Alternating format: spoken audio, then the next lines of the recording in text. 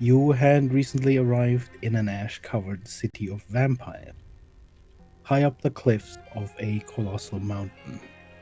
You were received as guests and you'd wandered the streets and markets, trading trinkets and items, when you came across someone suspicious, observing you from a distance.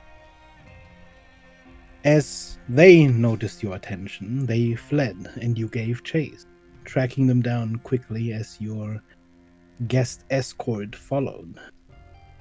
You cornered them, and as you did, someone familiar from long ago made an appearance. The vampire, pilled by Huxley, reached out in a desperate effort to deliver a strange object as one of the Dominion appeared to materialize before your very eyes. In the scuffle, Huxley wrested the artifact from the vampire's hands, and the Dominion agent, the Star Blessed Witch, faded from view. You left the vampire to be arrested by your guard, choosing to take the artifact for yourself. And back in your quarters and the magnificent mansion, you took a closer look, identifying the artifact as a magical weapon of strange and unfamiliar make. As even the magics used to create it seemed alien to you, you were unable to fully identify its capabilities. But you had become aware of its general purpose. Upon activation, a seemingly costly and painful process, the artifact would release a spell by the name of False Sun. A spell that, from all you were able to learn, held an immense amount of radiant energy. And as you were busy with that research, a few of you attempted to learn more about the vampires, or perhaps gain another lead on Boltzmann in the Barrow's library. However, even as you learned, you'd leave with more questions than answers. Murals and iconography of the library seemed almost celestial in nature and less what you'd expect from vampires. You'd also found information on the origin of vampires and the blood curses on Calessens that seemed to conflict with what you'd been told by Vidar. And in addition, a large portion of the library's records had been removed, censured by an ancient group of vampires you'd come to know as the Old Mothers.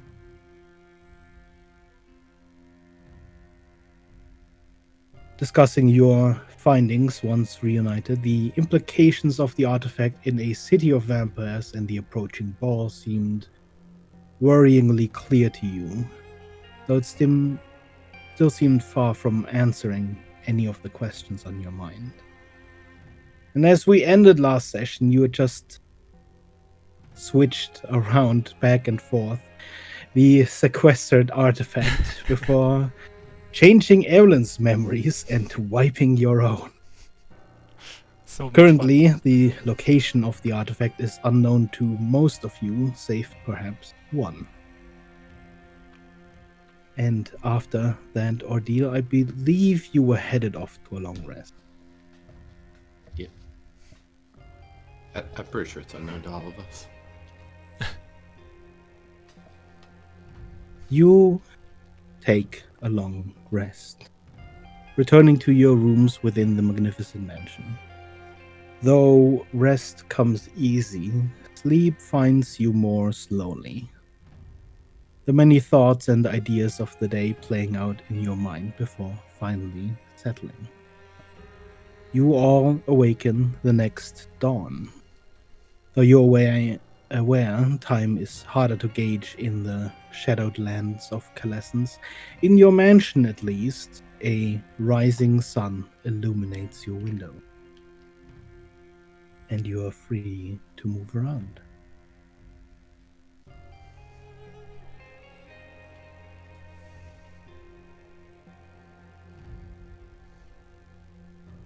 Right.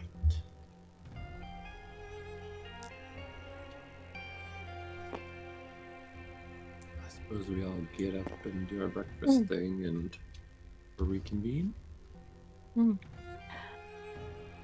Becker, I believe Evelyn, I can't recall exactly what she was trying to read through some of the documents that Rhett had found into the evening a bit regarding the conflicting information on the history of the vampires. Would there have been yeah, confirming my theory that the Right. timeline is wrong. Yeah. would Evelyn have found that same kind of information?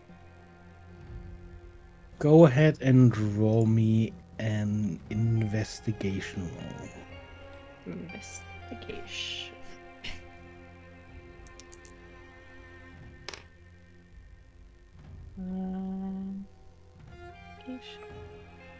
22.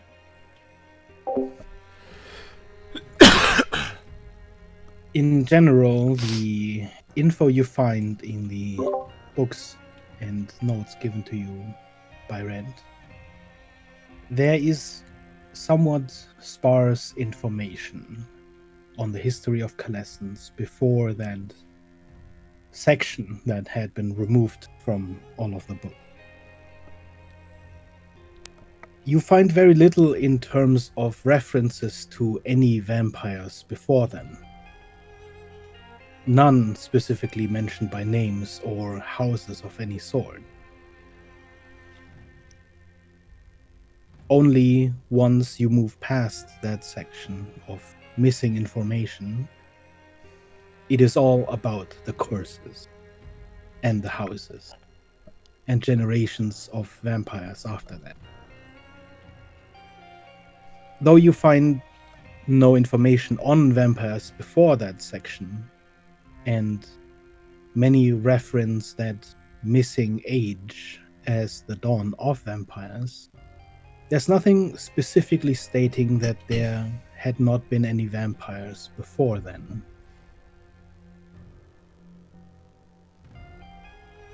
So as much as the information appears to conflict with your knowledge that there should have been vampires before then, there's nothing specifically in the books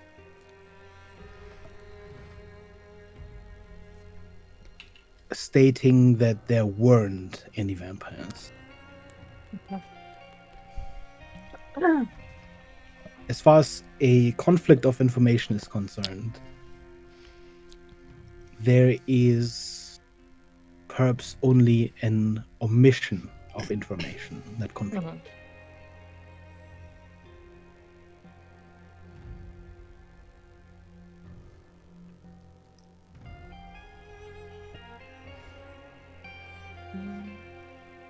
Right. Everyone would kind of probably move over and hand off the books to Rhett. Looked him over. It's Yeah. odd, certainly. Isn't it kind of weird?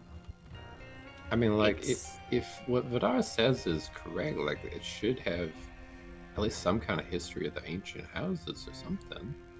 It's possible it wasn't being recorded, or they were more secretive at that point. Yeah, maybe. It is odd. It just doesn't quite match the, like, strength of the claims that I've heard recently. Right. So I'd be curious to know what was removed, but I doubt we'll be able to locate that. Yeah. Not here, at least. No, yeah. We might though. I suspect what we might more locate is something about, defenses or the Dominion or something if we were to go back into the restricted area. Something more relevant to the current situation. Possibly. So, Yeah. if that's of interest, we could do that today, or could try to track down a little bit more about the Dominion's activities. But did you find any information regarding any of the Lycan movement or whereabouts? Not really, unfortunately. Right, Beggar, I didn't find anything beyond some generic interactions of conflict with There's this environment. nothing you would have found specifically relating to that. So no luck in that regard. Maybe trying to peruse around a bit more, see if there's something more abstract we can find ties to that maybe hasn't been censored. Mm-hmm. But, I'm trying to think.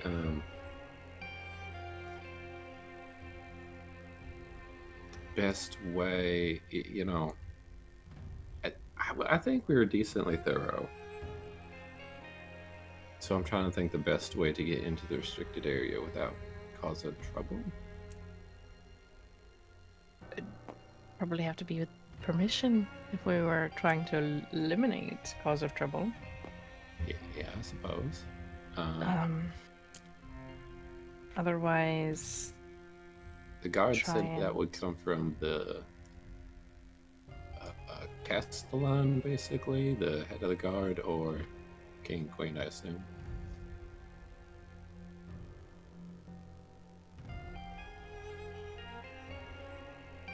you just have to probably give him more detailed information as to why we would need access to that. Yeah.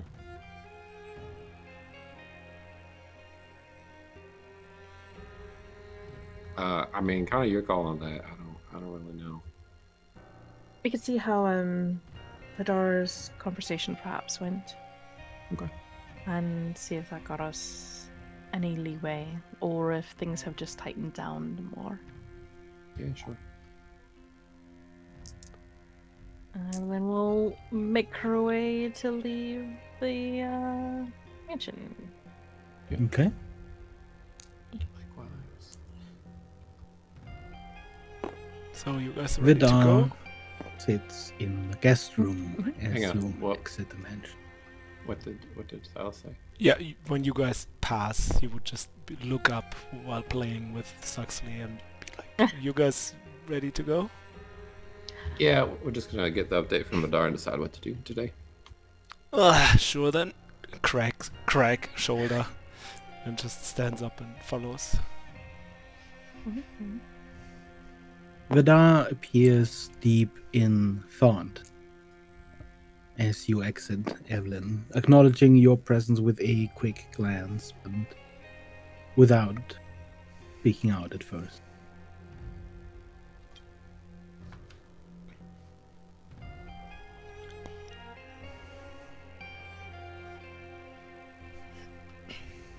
Everything all right? How did things go?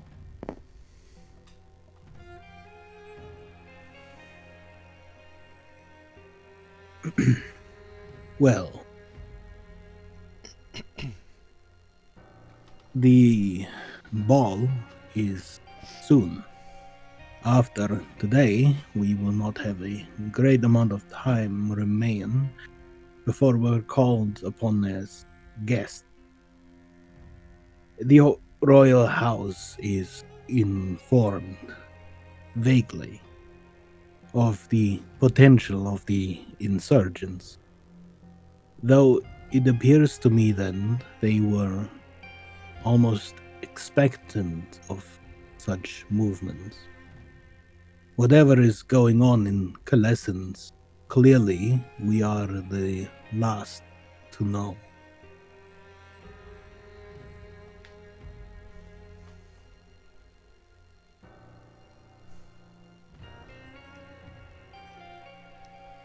That's not a great feeling. Interesting choice then to continue with the ball, or even have set up the ball if they believe that's the target, unless they're trying to draw someone out. I imagine they consider themselves well prepared for any such eventuality.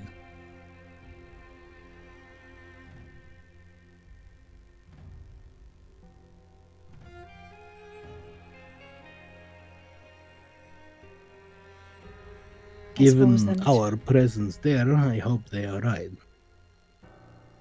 Right. We'll just have to also make sure that we're as prepared as possible.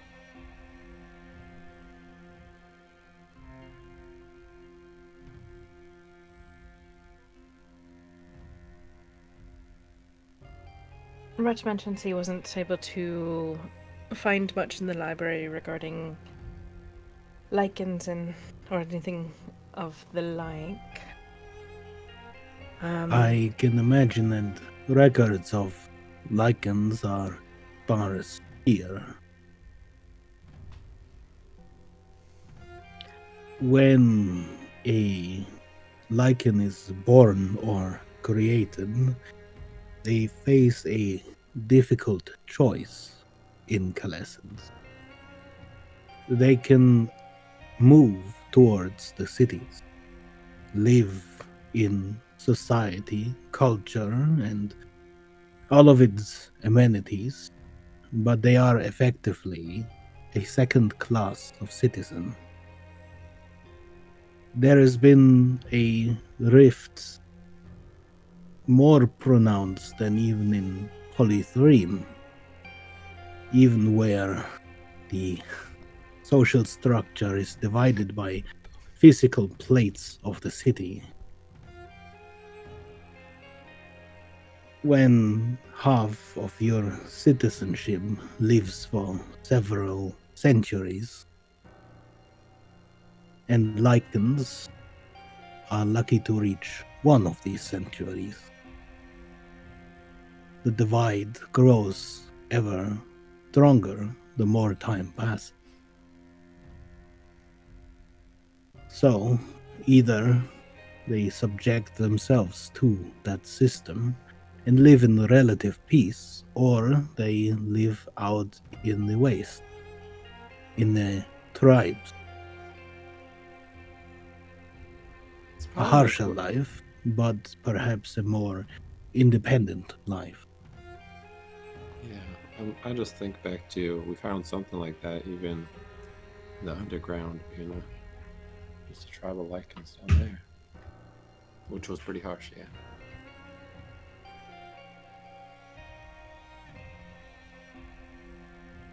As misfortune would have it, the tribes are not known for bookkeeping. It's interesting you say that as a point of order. There does seem quite the omission of documentation regarding the history of vampires. Going back, at least. Nothing really that they could find pre when whatever information was censored.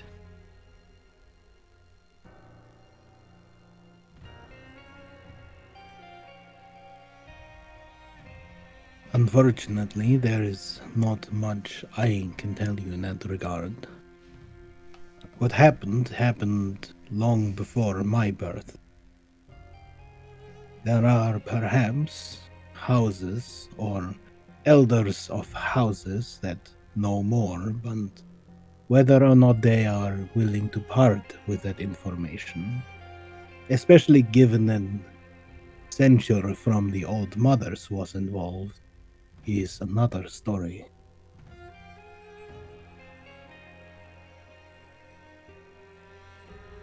What do you think about our chances of getting to look at anything probably more current but restricted? There's a whole section in the library that's probably more useful current information. Is that something that is worth asking for access to? There is no threat to asking. However, the likelihood is, I imagine, low. In general, it appears that we are kept on the outliers of information. Yeah.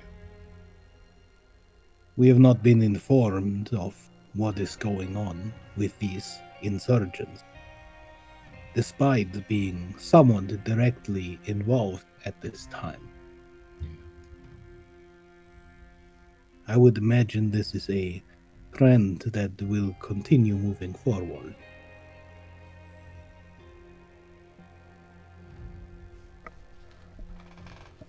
How much have you shared about our prior experience with the Dominion? As in, like, us fighting high Emperors? Given my gap of knowledge as to how much they have been told or found out themselves, all that they know currently is that we are enemies of the Dominion, that the Dominion has attacked Polythreme and, at least for the moment, was repelled. As in terms of what we learned from Orvaith or Gromo, names, their movements, they are unaware of our standing. They do not even know that we have killed one of them.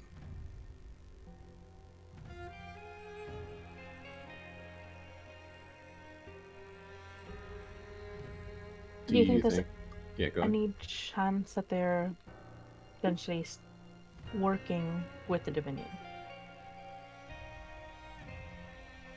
At this point, I highly doubt it.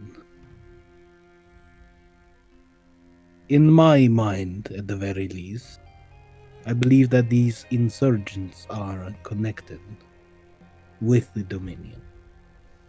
Hence the mistrust placed upon us. Yeah. But in that regard, it does appear that they are also at odds with the Dominion. Though the problem with these insurgents is that it will be difficult to determine, aside perhaps from the royal house, as to who might be in league with these insurgents. Maybe. I don't know if all the rest of you share this opinion. If we have the outside, we're picking them outside of nature. Salty, sorry, you turned very robotic. Yeah, Oh, same no. for me. Hang on. Am I back? Hello. I think it's I think you're back. Sounds good. Can you repeat what you just said? I was saying, I don't know what the rest of you think, but it seems to me if we're being kept from information and we're also keeping information, we might have to be the first ones to share here. If we want to know more and, get access to stuff in the library, other information, might be worth it. I don't see how sharing more hurts us right now, anyway. The only problem I would see with sharing such information now is that I do not know if they will believe it. Sure. I also urge you to remember that we are not here necessarily for the vampire. I understand that too. Once we are done with the ball, we likely will continue on our path to Boltzmann. In my mind, I would leave Calessens behind us sooner rather than later.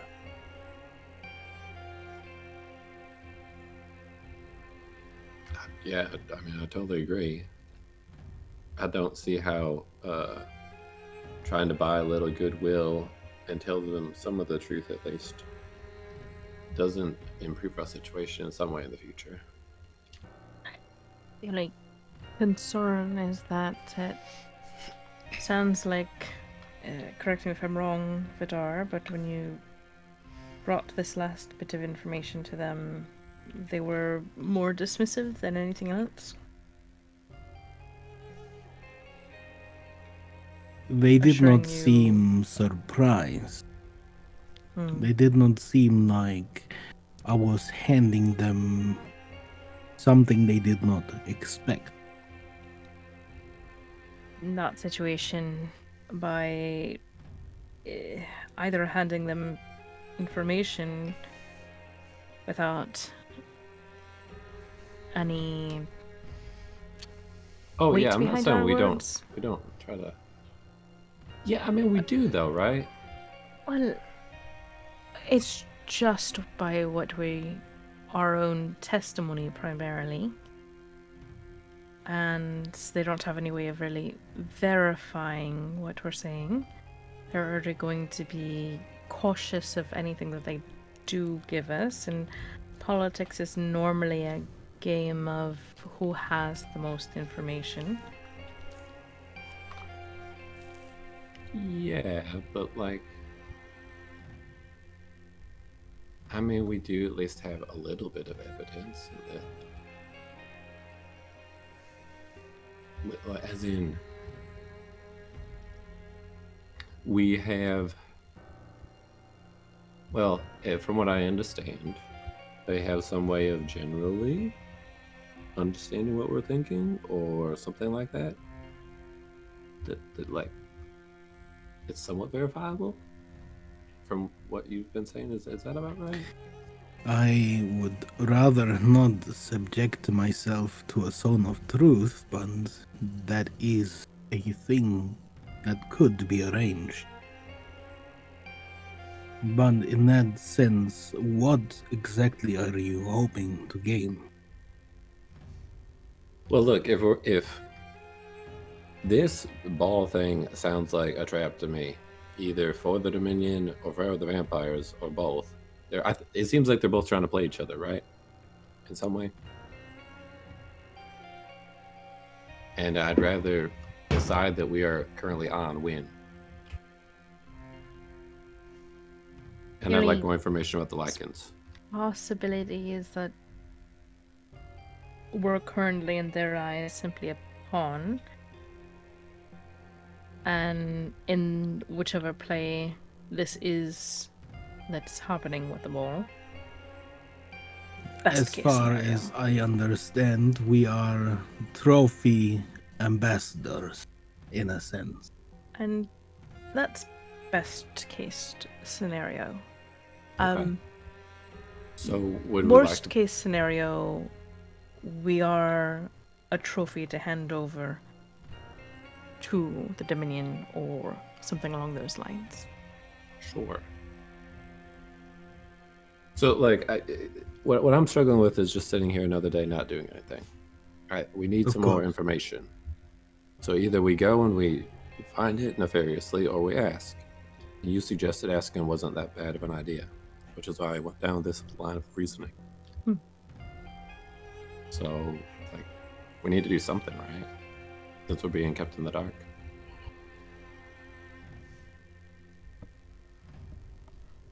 I could take a look at the library, see if I could understand where the restricted section is, see if there's anything we could gain there. Okay, yeah. Were they watching you when you were in the library? Were there Yep, guards the in there? whole time. I think our best chance of that would be going out with one of us invisibly and trailing along. Meaning, like, you know, the rest of us are leaving, so the doors are opening for a reason, kind of thing. Right.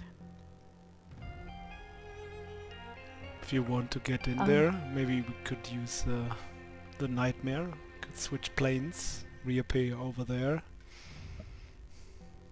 Maybe get through some books yeah. without being seen. That might work pretty well too. That could suffice, potentially, unless they have protections against access like that. But that wouldn't necessarily cause any harm. You'd probably just not be able to access the area.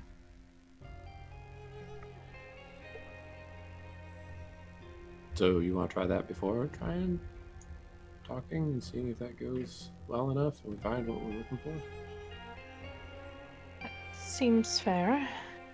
I think as they've withheld their own information, then there's no reason for us to necessarily wait on their beneficial behavior to state otherwise, that we can have access. If you do end up wanting to arrange a trade of information, do be aware that when you are asked sensitive questions that you do not wish to answer, to simply not answer. Yeah, of course.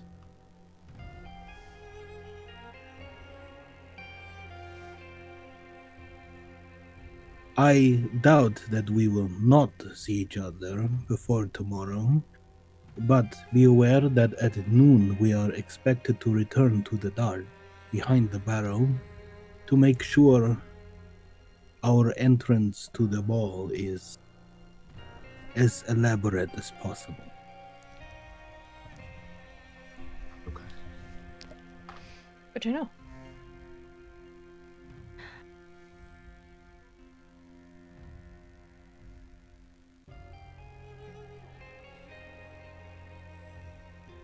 We could attempt to summon the nightmare here in this room and leave together with it. Yeah, that's only can take 3 of us though, right? Yeah, it can't take all of us. 1 or 2 have to at least stay behind. I mean, I'm not perfect with books, and I've already been there, so I wouldn't mind just staying behind. All right. If that's okay with you, milady, That should be fine. as he takes a deep It will- bow. That should be fine. If anything, you can help delay things if there is a request for us in the meantime. Sure, will do. Do you care one way or another? If Huxley or I come with you? I think if since there's that many that can come, and I have no objection to either of you coming. Would you perhaps like me to visit the library first to check if it's clear? I mean, there might be people in there right now. We don't know if we're just right out.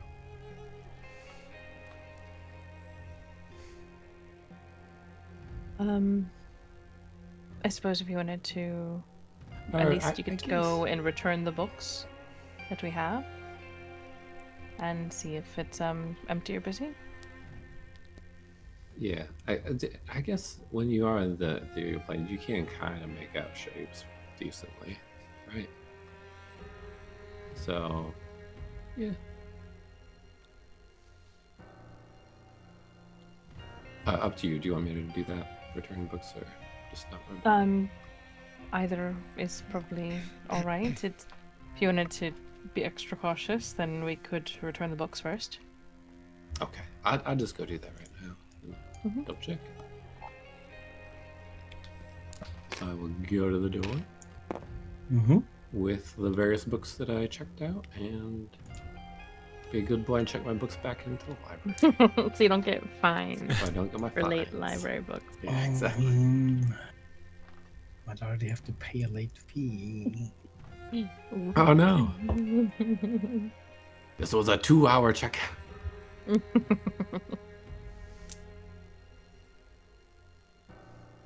You don't tell you that that's how the vampires make their money.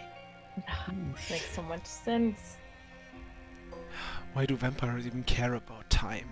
You know, they have all of it.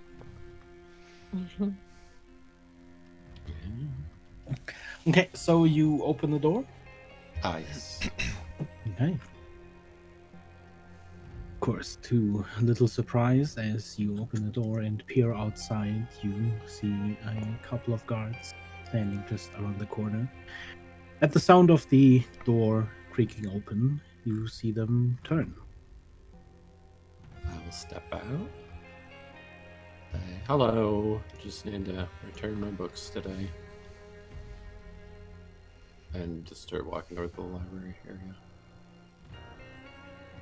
Assuming no one of them will Yeah, follow. as you walk down the carpet, you see one of the guards sort of falling in behind you, but not saying anything to dissuade you from going up to the library.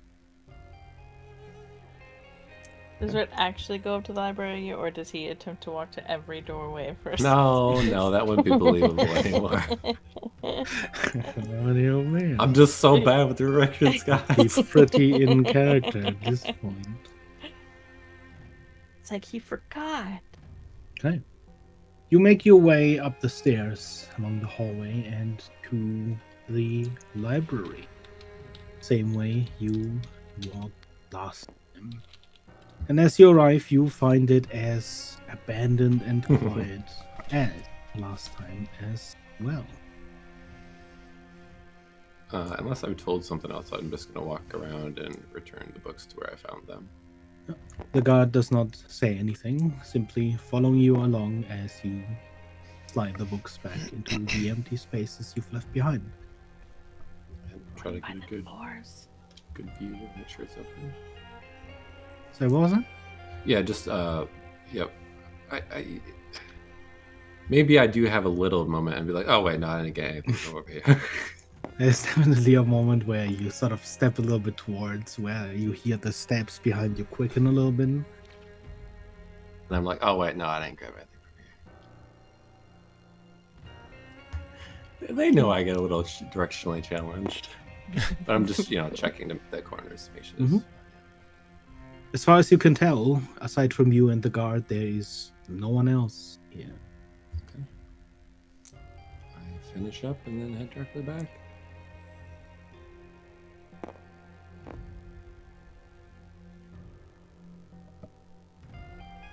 Okay. You successfully return to the guest room. The guard simply staying behind as you return.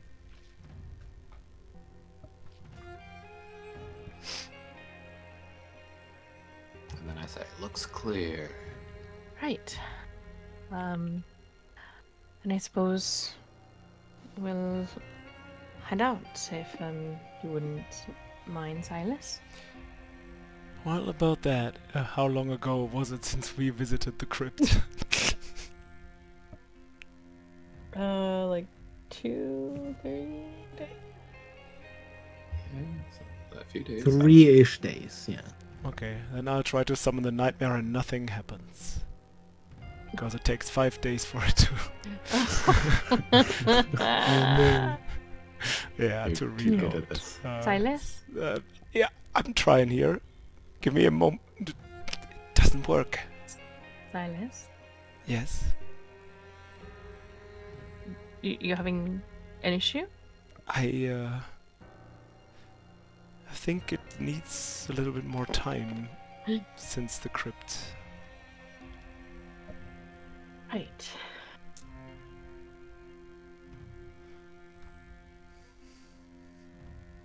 Okay, so that's less than helpful. Right. So there's always invisibility. That's a little less safe than just ethereal travel. There's always Dimension Door. That place is within 500 feet. I just have to make sure I aim right. Invisibility will not hide you from any guard, but the security measures in place, the gargoyles will likely see through invisibility. Yeah.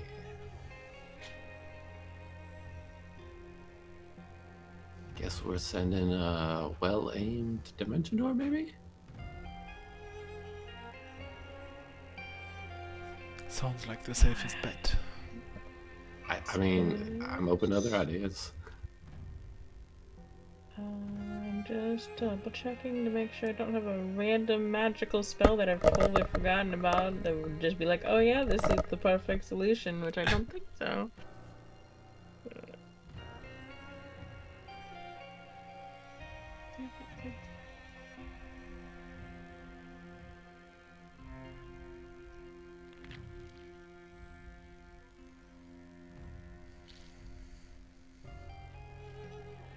Right,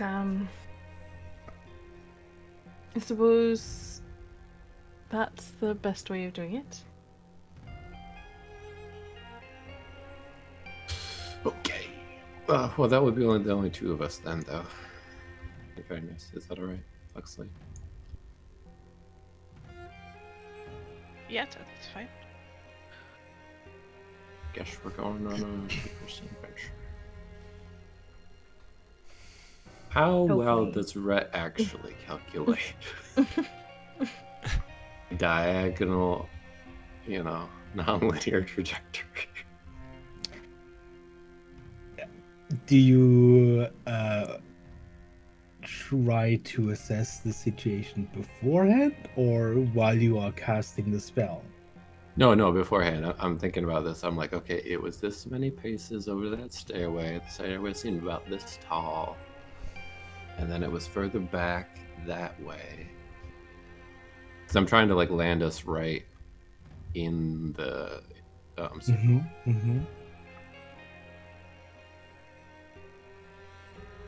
Well, when you cast the spell, you can roll me a check for it. Oh no! I just try and assist you, but I haven't actually been to the library. You haven't been there though. Mm-mm.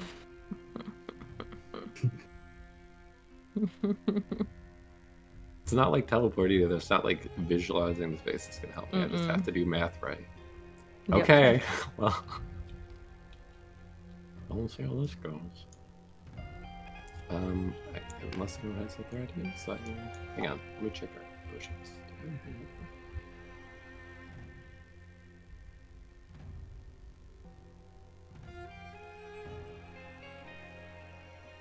Does Heroism give me a bonus on this kind of thing?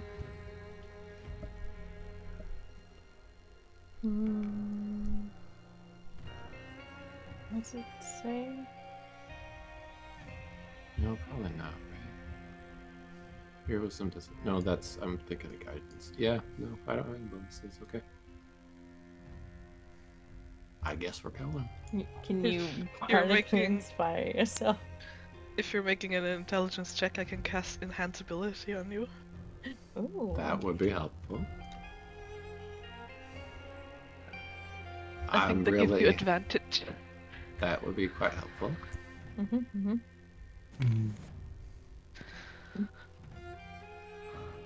Huck's I there. wish I was smarter. No! Yeah, Huck's there to make everyone smarter.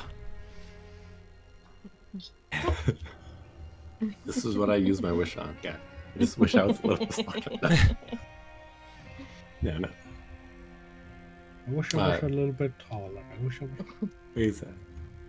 Wish I was a baller. Okay. So do you cast enhanced ability on me? Yeah. Thank you. It's advantage then. So I take Evelyn's hand and Go the ahead and roll me an calculations. intelligence check. Oh, I think that was good. I don't know what it would have been.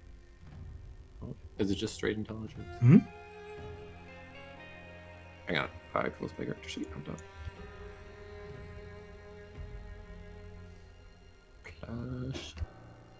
Plus 0. 16. Okay.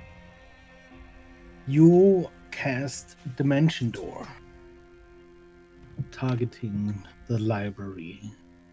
More specifically, the section you were not allowed to step onto. And before the eyes of the rest, Evelyn and Rand disappear.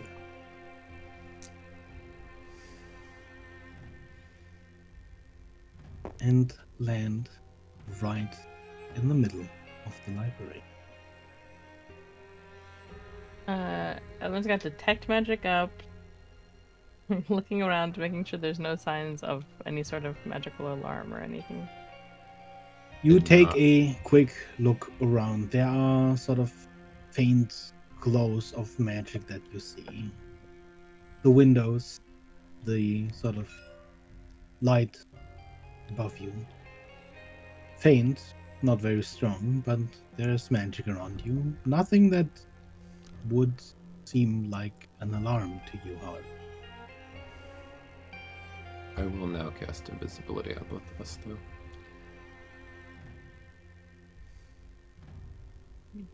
As Invisible. the two vanish, Silas, Yes. Oh. as Vidar starts to make his way out as well, you can hear him sort of almost under his breath, but loud enough for you to still hear, mutter,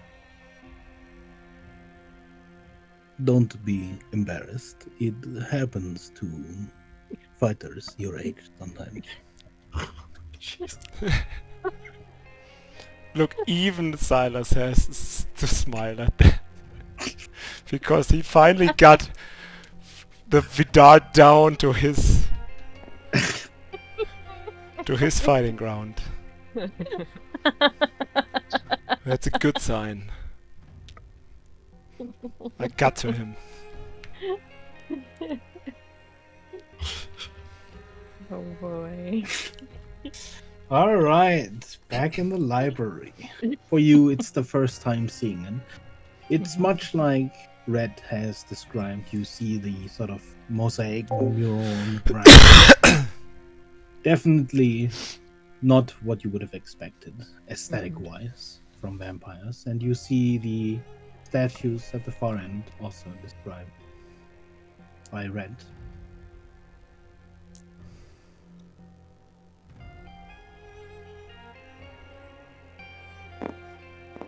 Trying to stay close to Red so that I can keep seeing. Mhm. So, with roughly staying within 5 feet of Red. So, because I know Evelyn would be able to see Red, but Red wouldn't necessarily be able to see Yep. Evelyn. You So. see more soft glows of magic from more of the Oh, candles, oh, more of yeah. the lights, all flickering. A clearly non-natural flame.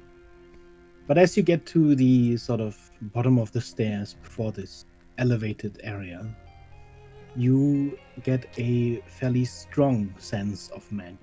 This sort of almost radiating cloud going off of the book at the very center back of that platform.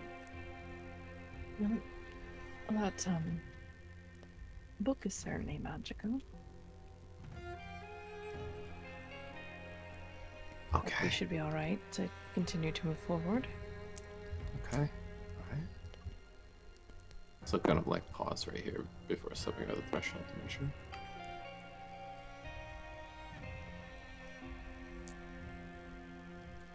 Evelyn, you can go ahead and roll me an investigation roll. Thanks.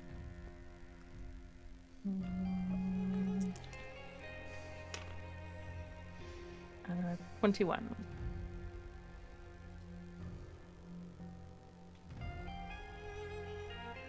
Taking the time sort of to look away from the obviously heavily radiating aura of magic from the central book, you look around for any sort of alarms or traps, and to your satisfaction, at least in your immediate vicinity, you see nothing of the sort. Should be all right to move forward.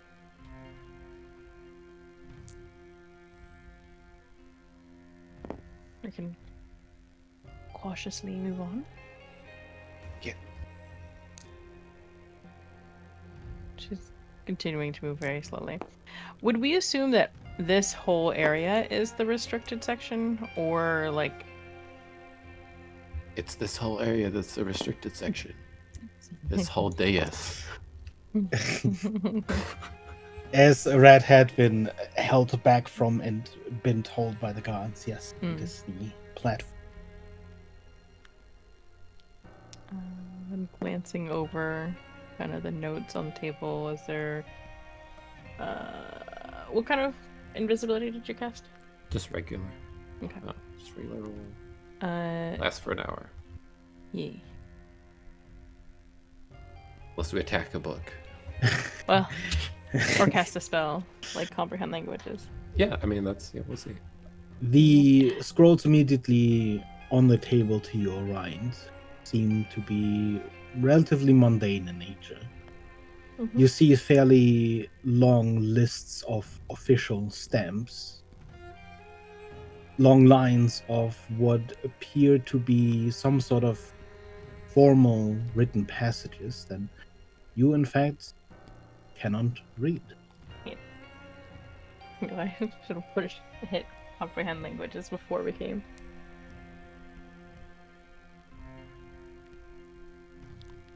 Right.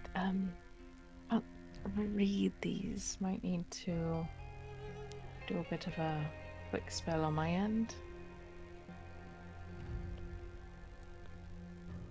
I mean, that's fine. I was just concerned that guards might come in, but it's been a minute now and nobody's busted in on us, so. Right. Go ahead. I want to go ahead and cast comprehend languages. Okay. You become visible and become able to read the lines of text. I'm also gonna do that from my own mask. What you are looking at specifically appears to be an assessment of houses.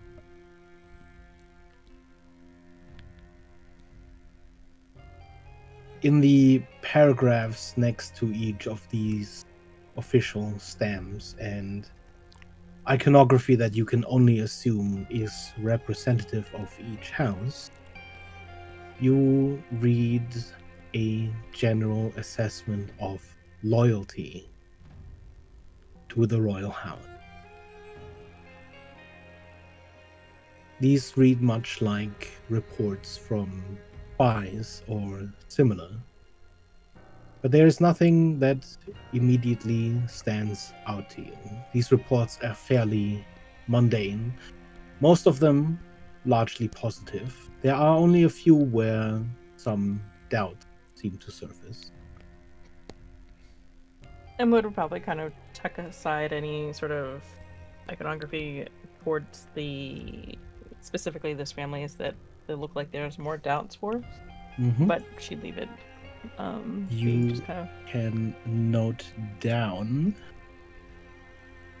that there is some doubt regarding the house Svardvik. how do you spell that? I will post it in the chat.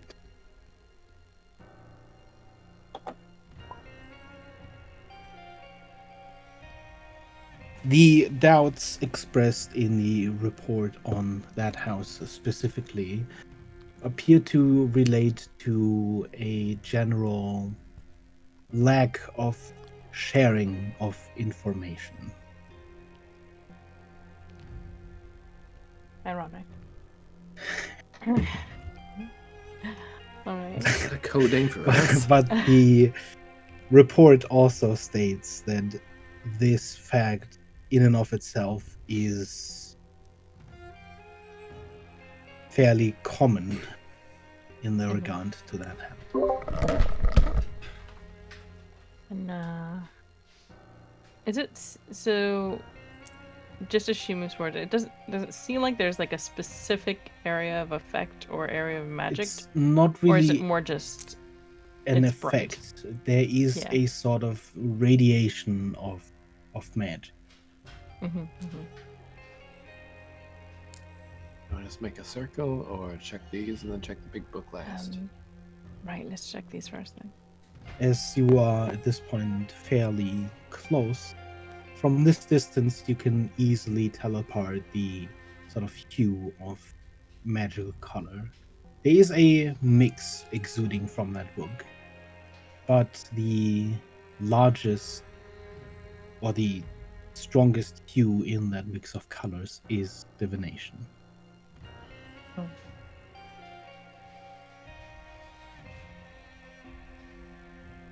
Right. Anything on this table at a quick glance? You see some schematics, mostly the sort of blueprint of a house. It doesn't appear to be the barrow, at least you recognize none of the rooms or the layout. But it, in and of itself, does not seem extremely important. And it must be important. Wish I had a device that like captured images. Be It's convenient. called Keyman.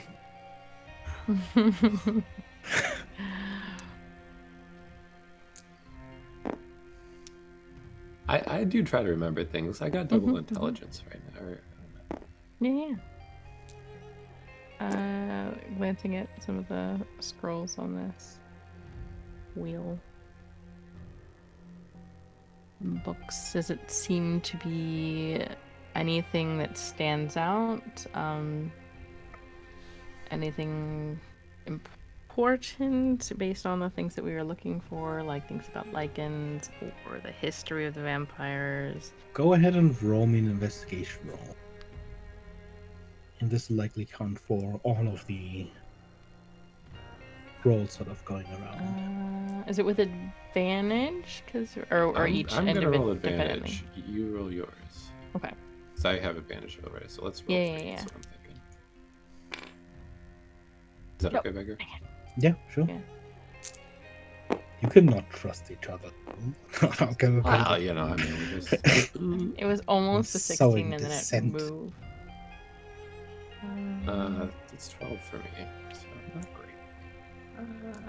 That's only a 18 for me. I rolled a 7. It was hanging on that 16 for so long, and then it shifted to a 7. You find many notes that appear to be signed, stamped, and sort of certified orders. Many relating to certain guard movement, troop movement, supply lines, as if they are preparing for something.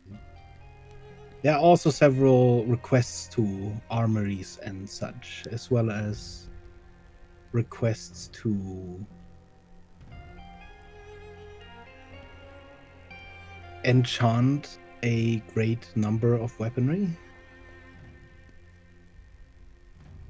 As you walk around these sort of table wheels, where you can easily and quickly flip from one table to another, there is one of these scrolls that does stand out to you specifically, Evelyn, because it appears to be a rough draft of a spell. A spell that you only partially recognize, and one that, upon further inspection, you may have encountered before. The spell is that of Forbiddance. It is, however, modified to be attached to a creature instead of a place, to be able to move with said creature. Oh. Interesting. This might be how they used Forbidden Stone at the crypt. It's pretty useful. On the same wheel as that spell, you also find a request for an adjustment. A request for a greater zone of forbiddance capable of covering a much larger space. You, however, do not seem to find any clue as to a scroll where such a spell has been created or drafted in any way.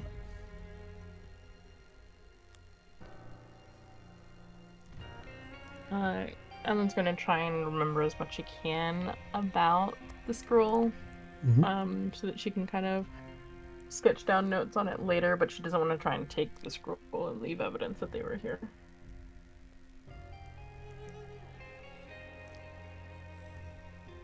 Certainly seems like they're planning on some sort of military action. Yeah, that makes sense. It's perhaps it's a vampire thing, but it is odd that they just leave all of these orders sitting in their library in the barracks. Yeah, I guess. I don't know. But we could try and look more closely at the center book. Yeah, I suppose we should. It does seem to Do you have want some me sort to of divine magic on it. Okay. I was gonna ask you want me to take any more specific notes on this? You feel like you've got enough on this scroll? I think I should have most of it down. Well, if you could make a quick jot down of this section right here where it's been altered. Sure. I mean, I'll do my best. Like I have an identification No, I'll thing. clear it up later if you mess something up. Okay. I mean, I'm just gonna do my best to write it down and make a note. Emlyn will try and after Rhett's done, cautiously move forward, trying to see if she can make note of any sort of I guess trap, alarm that's more radius versus like immediately on it as they approach. It's difficult to tell as you approach the book. It's sort of like trying to distinguish a certain wavelength of color as you're nearing a multicolored lamp. Right. Yeah. So she's moving cautiously on the off chance that she sees something suddenly, but I'm not asking to roll anything. I'm just saying that's what she's doing is as if she's trying to carefully analyze bits of magic in a mass of magic as she's moving forward. You can go ahead and roll me an Arcana check. Alright. Is this worth A assisting? natural 20. Where was that a Okay, minute it's not. ago? I don't think you need to assist anymore. I don't think I need to assist. That would be a 31. As you step closer to this pedestal that the book rests upon, you notice a slight flickering in this radiation of light, of magical energy. The way it flickers almost irregularly appears to give away that it's not just a magical item. There seems to be an active spell that is ongoing on that magic.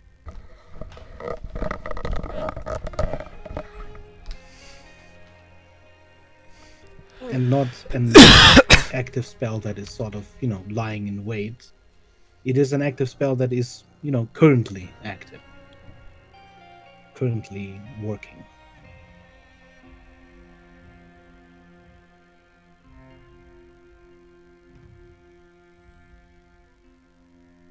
Can I pinpoint at all the school of magic from it?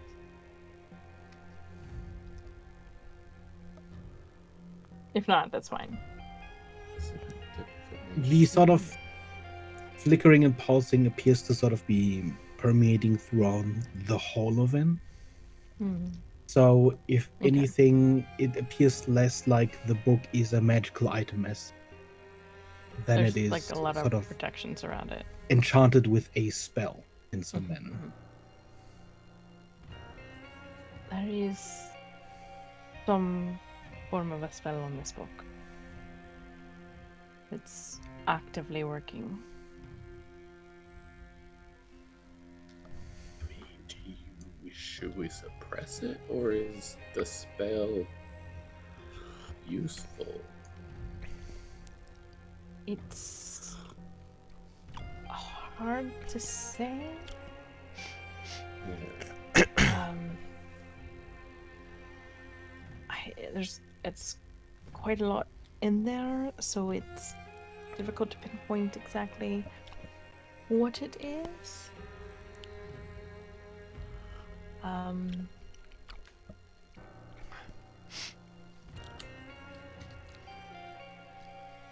I mean, I'd hate to like end a spell that's holding something together, like, you know, Right. or disrupt. I shouldn't say end, disrupt. I don't think we could actually destroy this object.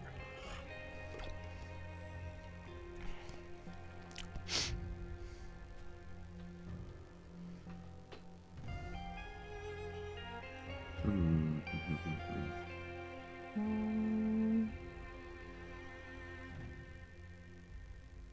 Does it feel like the book is alive? That is a tough question. um, It's safe enough to approach, though, right? I'm asking of that. If I don't like touch it. As far as you are, yes. Don't get too close to it. you don't see the book moving in any way that would suggest it is alive. Okay, let's do some very low-level experiments. I'm gonna cast message to the book. Okay. Hello, great and powerful book. I approach you with a request. You can respond to this message. There is no response. It didn't respond to the message.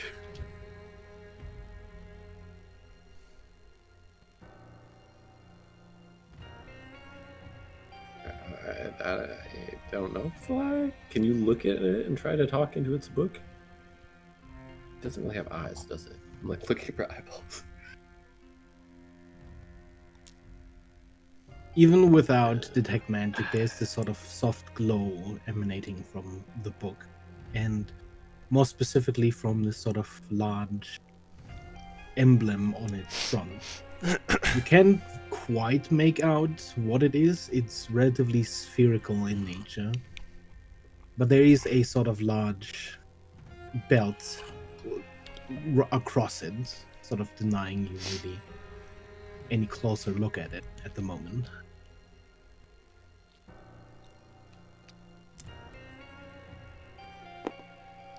I don't know how we're gonna learn more without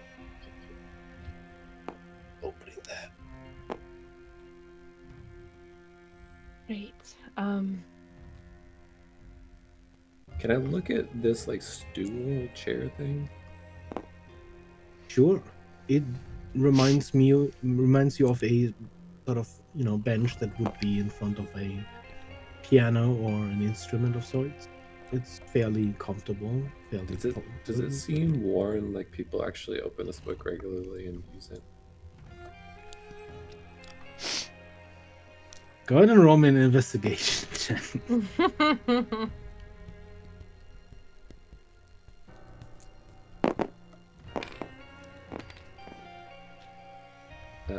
14. I have to resist so much smell fart. You sort of crouch down and look at the sort of the cushion a little bit closer. It's not sort of obviously worn to the point where it seems like there's constant use of this bench. But from the general state of the upholstery, it does appear like it has been in use to some degree. Okay. I think it's meant to be red. What is this necklace beside it? Is that magical, Evelyn? I will try and ignore all of the other magic and kind of squint her eyes and block her vision slightly. Does the You'd necklace probably have to move a little bit closer. try and look? Stepping sort of to the side of the book and going a little bit closer to that necklace. You can tell that it does also appear to be magical. Not strongly magical, which explains why you wouldn't really be able to tell from further away. It is, entirely being eclipsed by the magic besides it, but it does seem to hold some level of divination magic as well. I could attempt to identify it very quickly. Well, I think that's a good idea. Yeah. I'm gonna. Ellen will kind of carefully reach out and lay a hand on the necklace while casting Identify. The item, the necklace, does not appear to be a independently created magical item. It holds an enchantment that appears more like the receiving end of some sort of divination magic, almost like one half of a pair of sending stones. It somewhat reminds you of telepathy magic that you have used yourself in the past. Right. It could be tied to the book or it could be tied to something else. Okay. That might be helpful. I'm gonna reach back and pick up this cup. Okay. And examine that. You pick up a cup from the back of this whole sort of altar. It's embellished and quite ornate. It smells vaguely of copper. As you peer inside, there appear to be dried bloodstains. I'm gonna show Devil magical part of the puzzle, or just. Does it look magical? It does not appear to be magic. It's not magical, it just have been part of a ritual or simply a drinking goblet that someone left behind or an offering. Yeah, okay. I'm gonna I set it can back where it was. attempt to identify the book, but I would be required to touch it. I think you might want to put the necklace up. Like, these things clearly go together. Potentially they should, but it's also possible that it's transmitting somewhere else.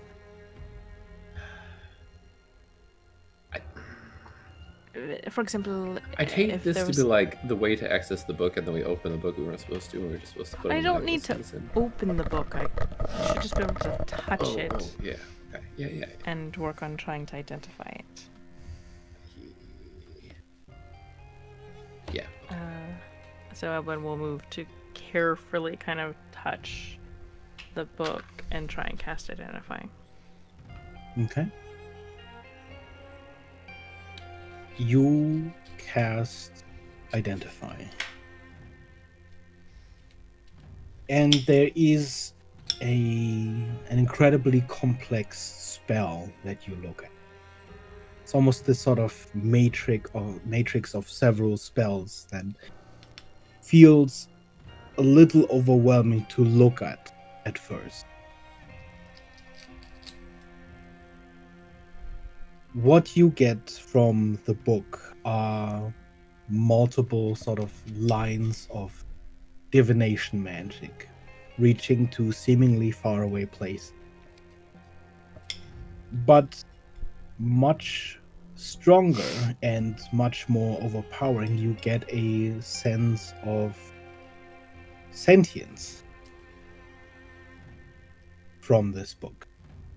There appears to be a fairly powerful enchantment binding some sort of mind to this. you are currently identifying, unaware whether or not that mind is aware of you.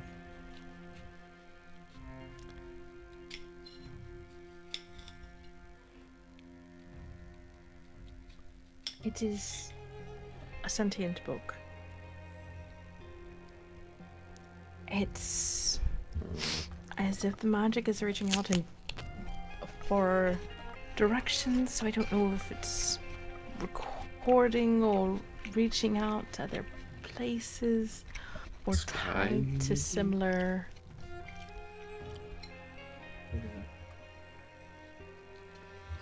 That's tricky.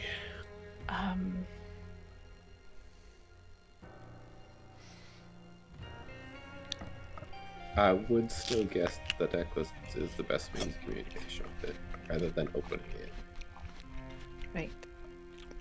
But if we do that, it's gonna remember us for sure. Right? There's possibly a chance that it already knows we're here. I did talk to it in a magical message. Right, but it doesn't have to respond to you. I often don't. I'll remember that.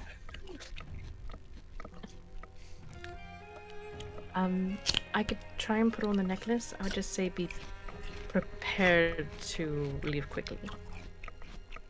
I'll turn off the book if we need to. Right. Or the necklace. I'll turn off the necklace would be, yeah. That'd be better. That's not a threat book, sorry. It's not actually the book. The book is magical, but it seems like there's something around the book. Yeah, It's odd. That's a belt. Yeah, yes. You're absolutely correct. I don't know what I was thinking. And we'll go ahead and try and cautiously pick up this necklace and put it on. Okay. You put on the necklace and expectedly you hear a voice in your head.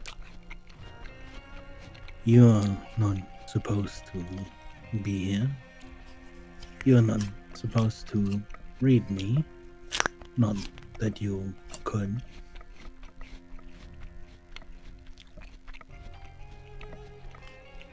Well, who says I'm not supposed to be here? You're not one of the people that usually come here. You're not a vampire. Nor are you of the royal house. Nor are you part of the registry of people that are supposed to act.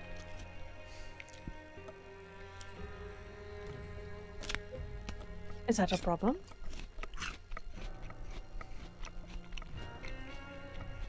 Not necessarily. But that makes this interaction useless.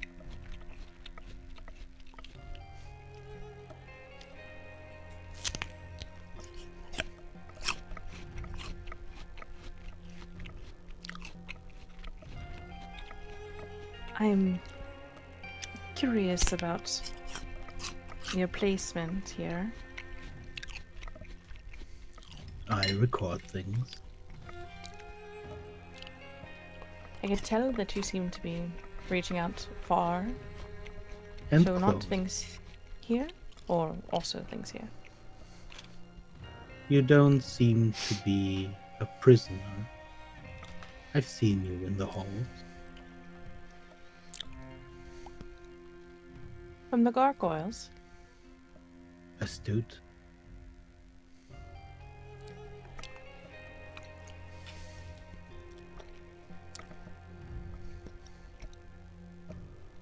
You watch, relatively more than in your solace. Out, before we ever reached the city, I'm assuming. I've seen you before.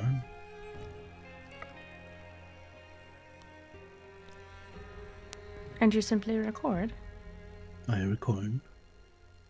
I transcribe. I make sense. And I tell. But probably not you. Because I'm not on your list. Yes.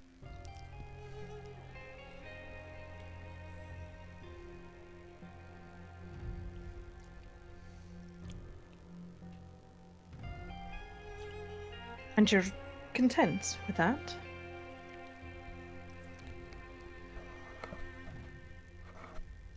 I've no reason to complain. Can I hear half of this? Evelyn is talking out loud, yes. Regardless if she needs to or not, so Rhett can at least listen in.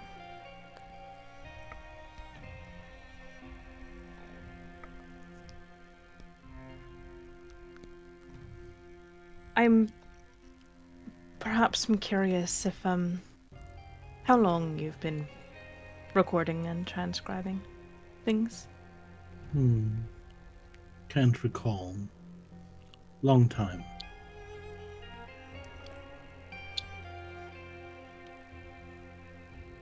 You know, my friends were here earlier and they noticed some discrepancies. So I was wondering if that would be have done by you or others. I think you know.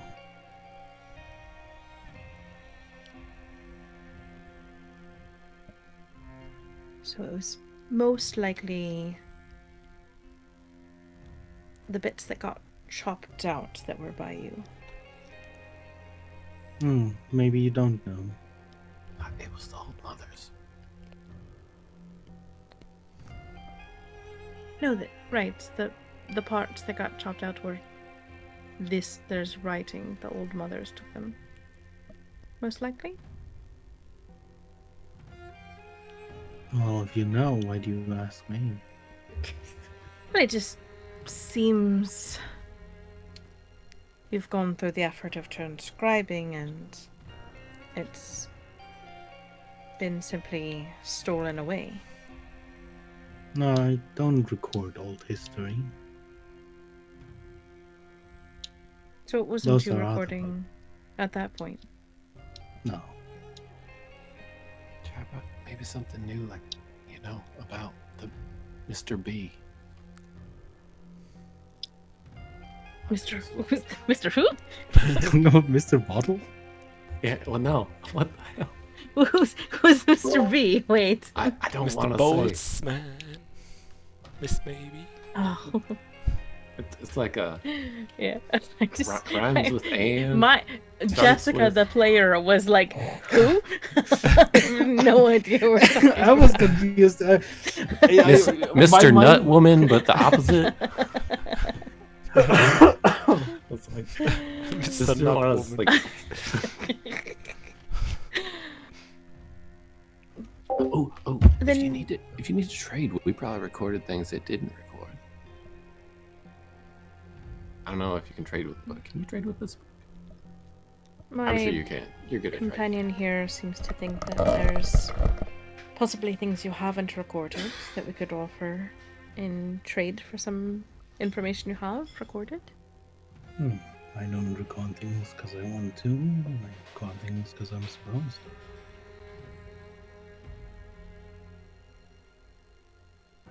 And I've recorded everything that I've been told to record.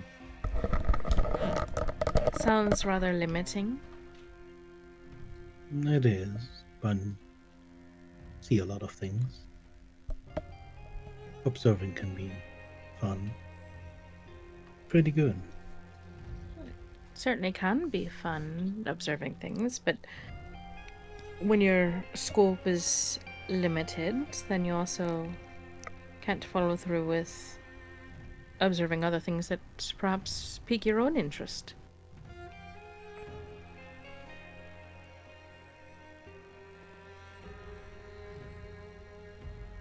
It just seems very controlled environment is all.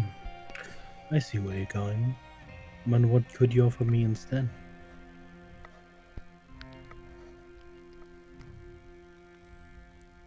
Do you require simply the gargoyles to be able to record things? No. There are So- connections drawn to men. Lines are made, and through these lines I see, like a seer with a crystal ball. So you bound yourself to individuals and you record based off of those individuals. Close, but not quite.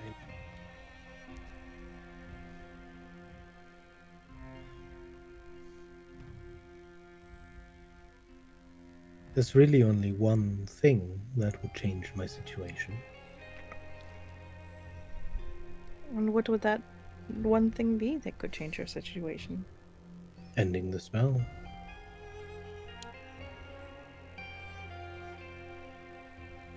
And it wouldn't harm you? I appreciate an Not intellectual myself. conversation.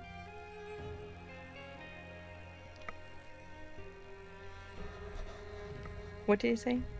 Not myself. Hmm. But it would harm someone, I'm sure. The person that ended the spell? I'm responsible for a lot of things. Perhaps integral to the safety of some people. The royals? Not knowing things is danger. On that we entirely agree. Would you end the spell and expose so many to danger?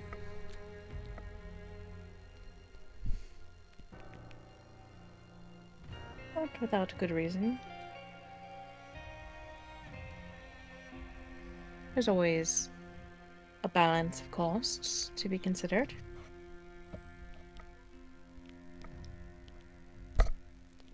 It's like super sussy about this. Just this having a conversation. And he's like, oh no, balance the costs. Oh no. Sometimes you have to make consideration for losses, but sometimes the greater good outweighs those losses. I'm not sure if I see that in this situation though. And who sets this greater good? I suppose that comes from reason. And information in of itself kind of creates the understanding of what is for the greater good. And what is your greater good?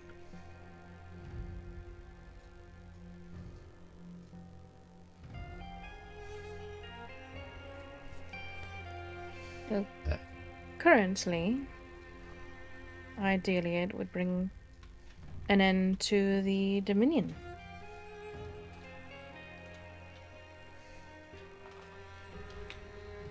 And after?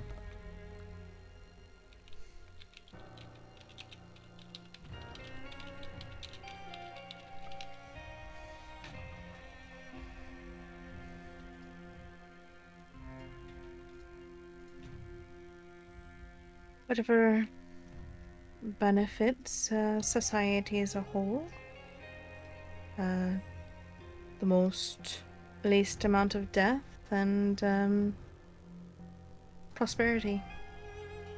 I can tell you that the vampires think a lot about after. Maybe they only think about after.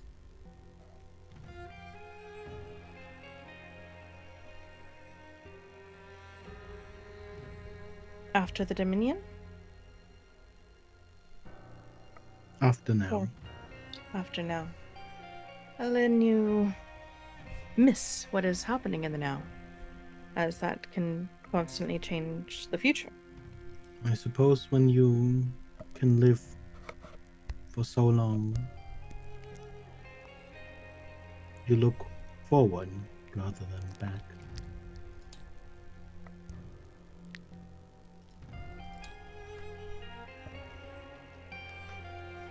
What do they look forward to? You'd have to ask them. That's fair. I only observe. What do you suppose they look forward to? From your observations, if you had to reason it out? This one is not a secret. Themselves. The increase of self.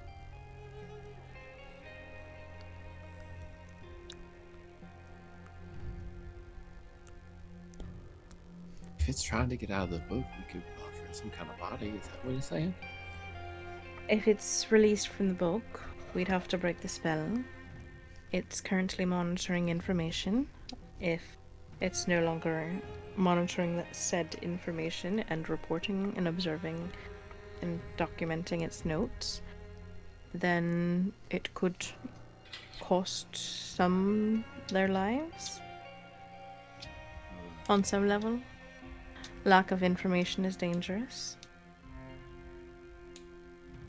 I'm assuming on some level it's been what's recorded the notes on the loyalty of those to the royals. That makes sense. Why isn't this place manned, like, or used all the time? My companion's curious as to why it's sorry. so. No, she wasn't sure if she could even if the thing could hear it. So she's like, it's a valid question. She could throw it back at the book.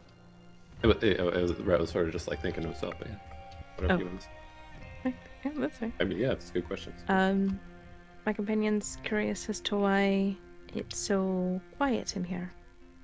Why you're not more carefully observed, or your observations more carefully noted and read over? I don't think I'll tell you. That's fair. Doesn't want to answer that.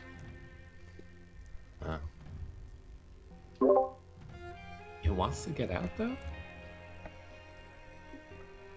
Not necessarily. It just says that the only thing that could change its position would for the spell to be broken.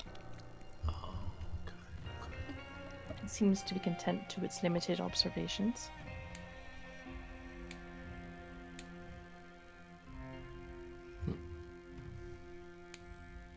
Did you want to have a conversation with it? I don't know if it'll go any better. Seems pretty cagey with this information, huh? Intriguing. Not cagey. Cautious. Oh, yeah. Okay.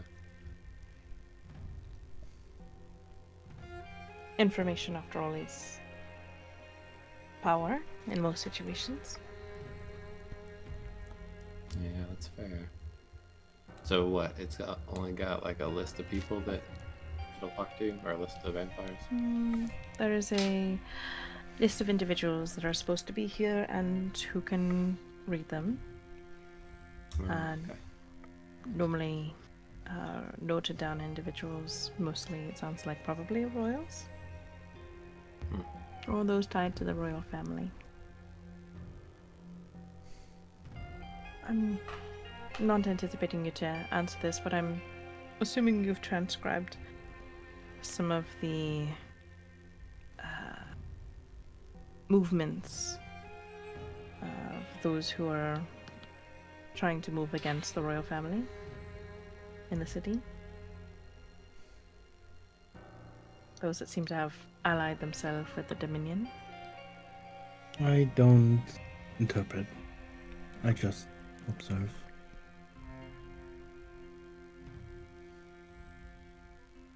Good chance some of them were among those.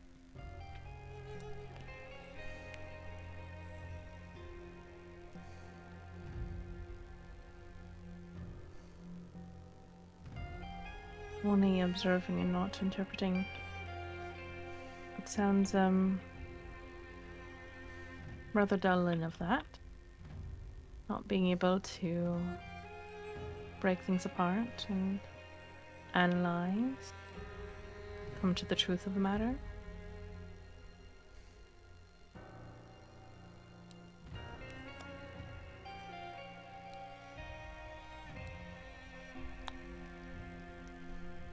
It's been a intriguing conversation. I don't know if this is rude. How like, with it does it seem? Like, is it really sentient, or is it just like it doesn't seem to have much ambition? If ambition was the value of sentience, I imagine many would suddenly become no longer considered sentient. Yeah. Okay. I mean, it just doesn't seem to have much free will, I guess is what I should phrase. No, not. It's very restricted, and at least its creation or observations and its limited scope, and its job as to do with what it needs to for its observations. Okay. Disappointing a bit. Imagine being able to see that many things and discover the truth of so many scenarios, but being limited to only recording the information and not tying all the pieces together. Being able to see the weave and the secrets could come rather droll. And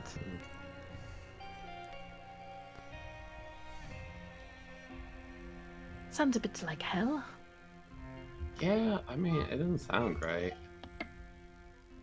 So you want to ask it what you feel like would prefer free will or what? But they said it would just change. Huh? I don't know. Do you have a sense of free will? Of your own desires, wants? To a degree. Does that relay into thoughts of your own existence? I do not need to have this conversation. Well, you are. I am. Is that not free will? It's an element of free will.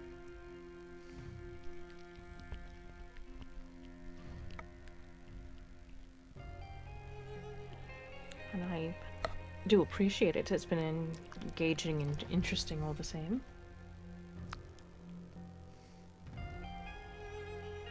I don't think you feel that way. I think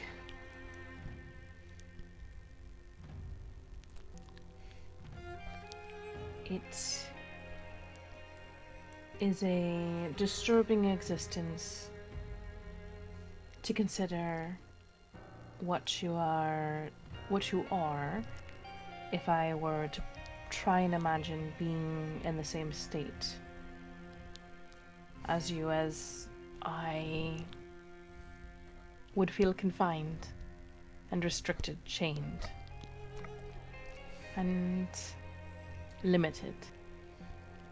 I'm not fond of putting limits on what I can do, where I can go, what I can think. I serve a function. And you I am certainly content serve it in well. that function. I think the idea of being content is probably the most terrifying of them all.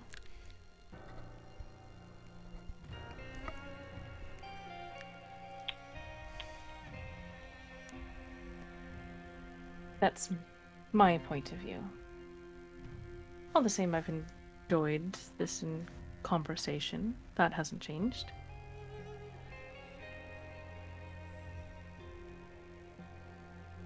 It's been curious, and I enjoy discovering new things.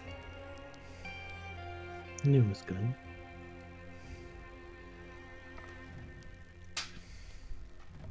Will you record it?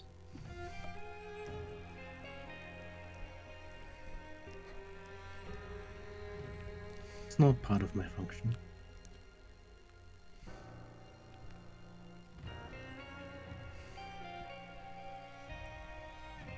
But will you record it? An element of free will.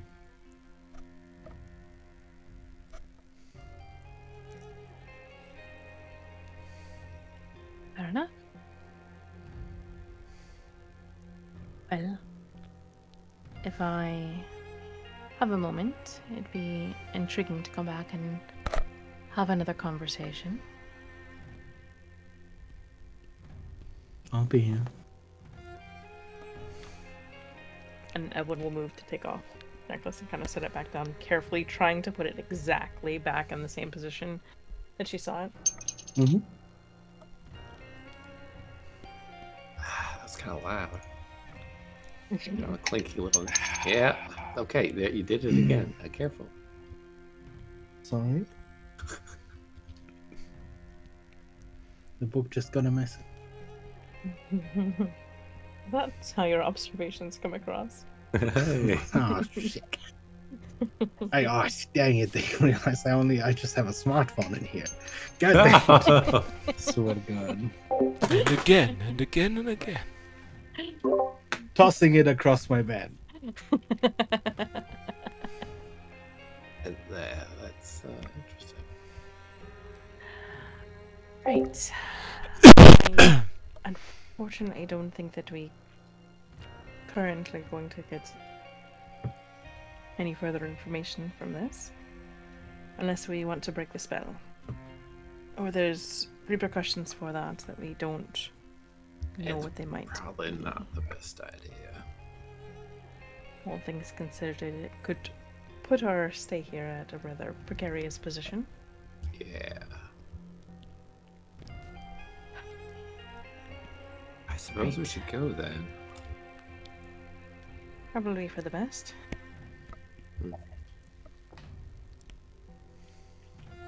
And try to run the calculations again and bam this out.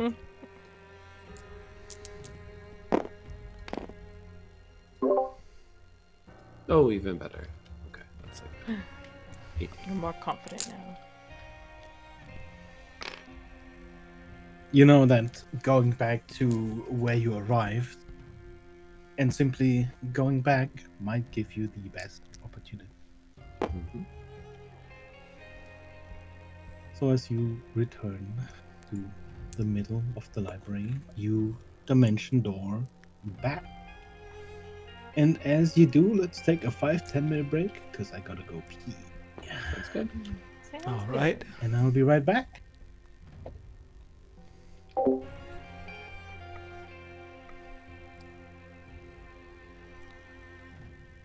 Well, thank you for the response, I guess. Wait, who did you ask? 2,300 feet in. Corinne. Oh. I didn't hear that first part. I was like, oh, he's surely he's just asking Red or something. Okay, I think everyone is back, right? Mhm. Yeah. Since you're already asking people, let's continue then. We need to know how good she is at directions. Well, Yeah. while the others are away, is that what you do? You teach Huxley Dragon Chess? Yeah. I try. Maybe while playing with Corinne, if she's up for a game or two. Basically showing Hux the ropes during a actual game. She'll probably whoop my ass, but I will challenge her nonetheless. Oh, I've never been much for board games. Well, what else are you about to do right now? Right here. It's just the experience of playing such games has been sour.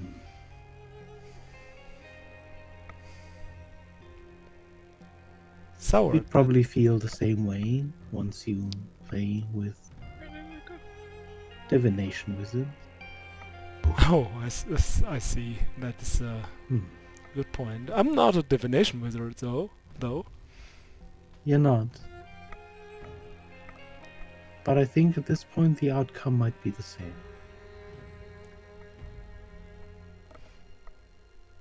I have no idea if she just was very mean to me or if she just doesn't believe she could win herself.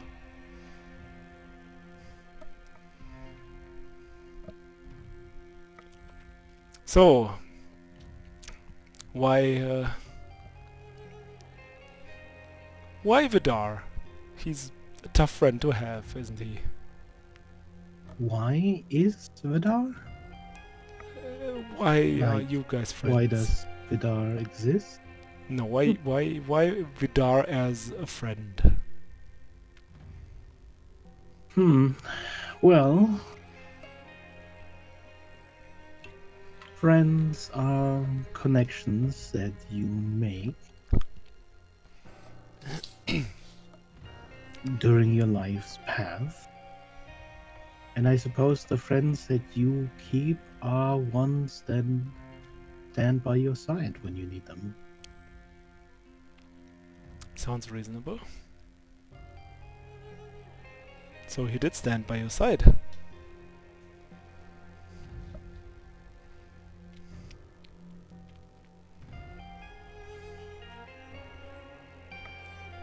Do you not consider Vidar a friend of sorts? You've spent quite a lot of time together. That is true. I don't know if friend is the right word. But he's definitely been a very important companion for us, yeah. And if Vidar was in trouble, would you help? Well, I guess we owe him that much. Although, do we? And he's trying to think I about... think that makes you a friend. She grins at you. Oh no! He put you up to this, didn't he? This is what you get challenging the wizard to chess. You knuckle chess. He didn't need to.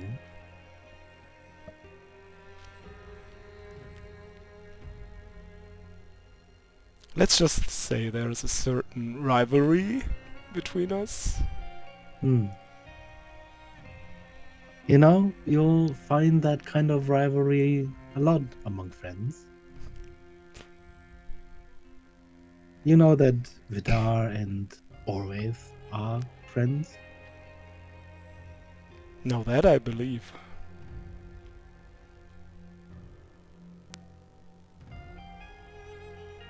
Seem like two birds of a feather to me.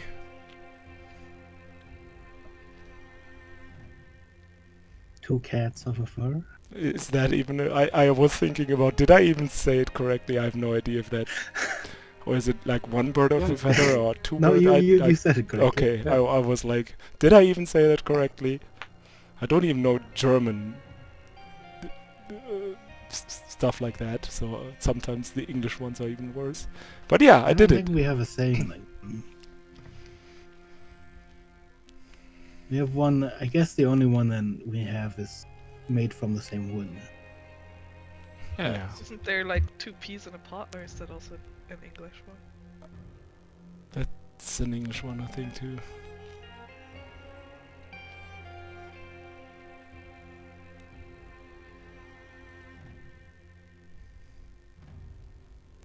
Well, So, whatever as it you is, as you continue playing Dragon Chess.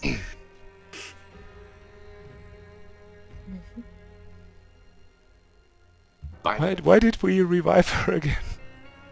Oh, wow. Wow! This Woo! guy. Around when that thought enters your head, there's this as Evelyn and Red return to the room. And as Corinne sort of turns back around, opening her book again, you just hear her still sort of murmur, and there's more friends. Welcome back, friends. Thank you.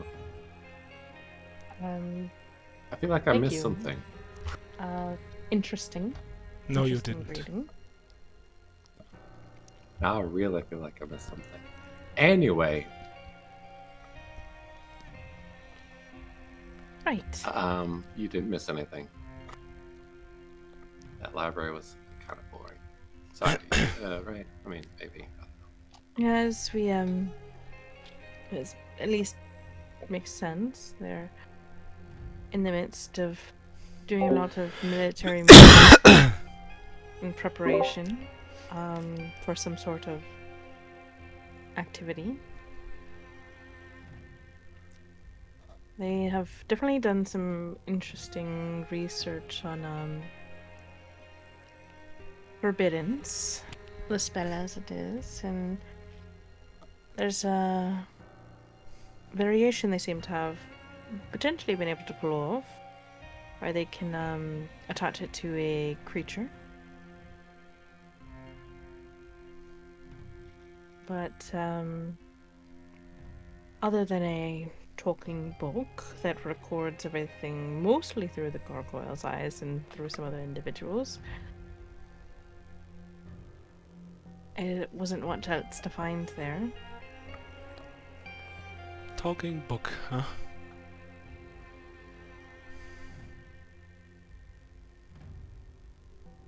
It's an interesting conversation, to be sure. Look, before we met each other, this might have been kind of exciting to me. It's sad to feel not much when you talk about talking books. Just another day with you guys, I guess. Lucky you. It seemed like a really boring talking book. Or, yeah. I didn't actually talk to it. I guess I shouldn't speak to that. It was intriguing. Definitely one of the better conversations I've had. But as far as sentient beings go, definitely restricted and very content with its own existence.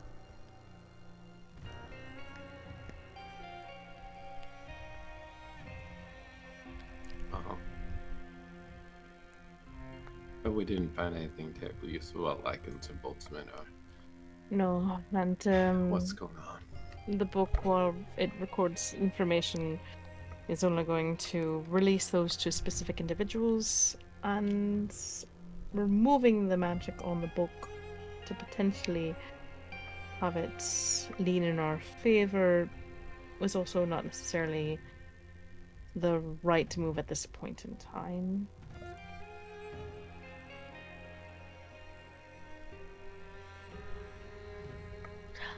How goes Dragon Chess? Looking at Hux. Hugs is just like playing with the pieces, like fighting each other, like as if they were dolls. You can see that Huxley is holding both of the dragons.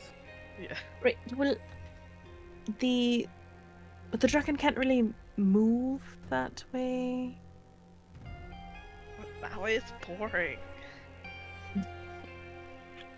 Yeah, that's how it goes. I can't leave that upper board to go to the lower boards. It can't fly. It's a dragon. Right, but because it's flying, it has to stay in the air.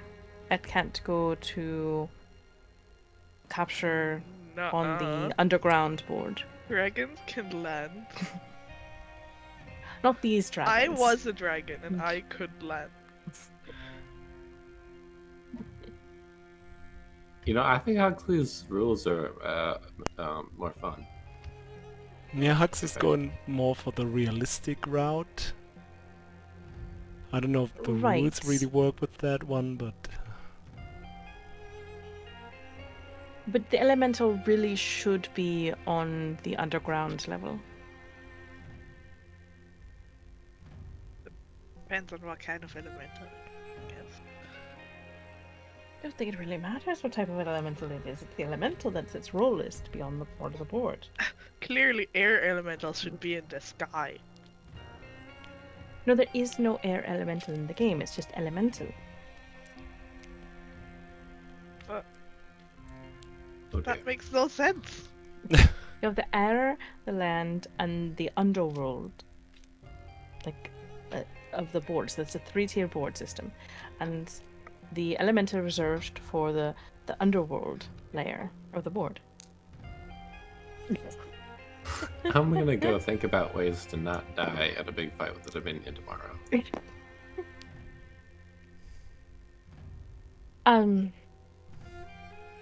Silas, did you want to continue with your lessons? Gladly. Right. Trying to get away from the dragon chest disastrous as quickly Ellen as is possible. also trying to get away from like her brain hurting at the way that Hux is moving things on the board, which are against the rules.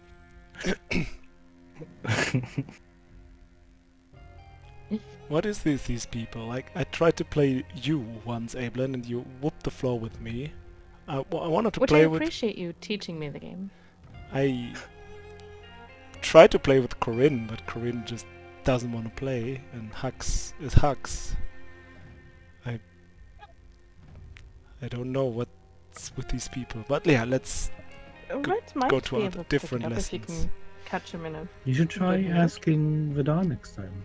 Oh, I'm friendly sure rivalry. Vidar would enjoy it. Doubt he's the guy who likes playing games like these.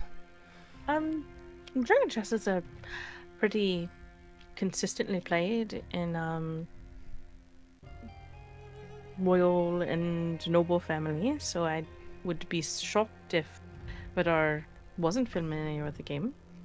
I just never picked it up prior to you teaching me. So you're telling me it's probably the best for me to learn more about the game too? To Right, play and in Vidar, upwards and I'm sure, would be upwards. able to play that with you if he's around at some point.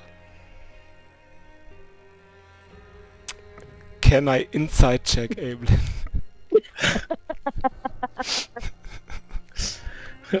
Sure. Even you can roll me persuasion or deception. You do not need to say which it is. What's my inside? Okay. Why am I rolling natural 20s now? oh Okay, no. natural 20. I guess I don't beat that one. I mean, there's still the number, all the same. It turns into a 19 for me. I guess my number is 22. There you go. You still beat me. There is like this slight curl to, like the slightest curl of a smile to Evelyn's face.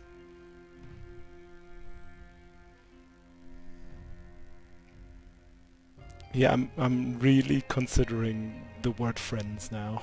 Well, starting to get the lessons from Evelyn. Let's move to the lessons, please. Right. Very well. And then Evelyn will probably continue lessons. But since we're heading to the boat, actually, probably what you need to learn is on the off chance that you get pulled into a dance. I'm sure Rhett wouldn't mind partnering up with you and walking through the movements. Height-wise, that's probably better. Oh, I was thinking about this. There's things that we could do. One of which was making like a clone of Silas to help us out tomorrow. Sorry, were you talking about dancing? Yes.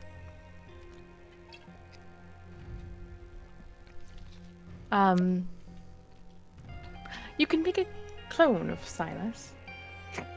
Yeah, I was thinking that would be good. I mean, he's definitely the best fighter, obviously, and the best bodyguard, obviously. But Refocus, how would you make a clone of silence? I don't know if clone is the right word. I was just thinking about like what Vidar did that one time where he was icy and not really there, but he was there. And I could just like, I think we could want to do that. Ah. I believe that was most likely. Is that the Solar Outcomes one? Yeah, it is. Right, so we're gonna call that name Yeah. specifically. I believe it's probably more accurately described as a simulacrum in that situation. Okay. But if you think you could pull it off, it's not a bad idea. Although it might be a bit curious that there's one more of us.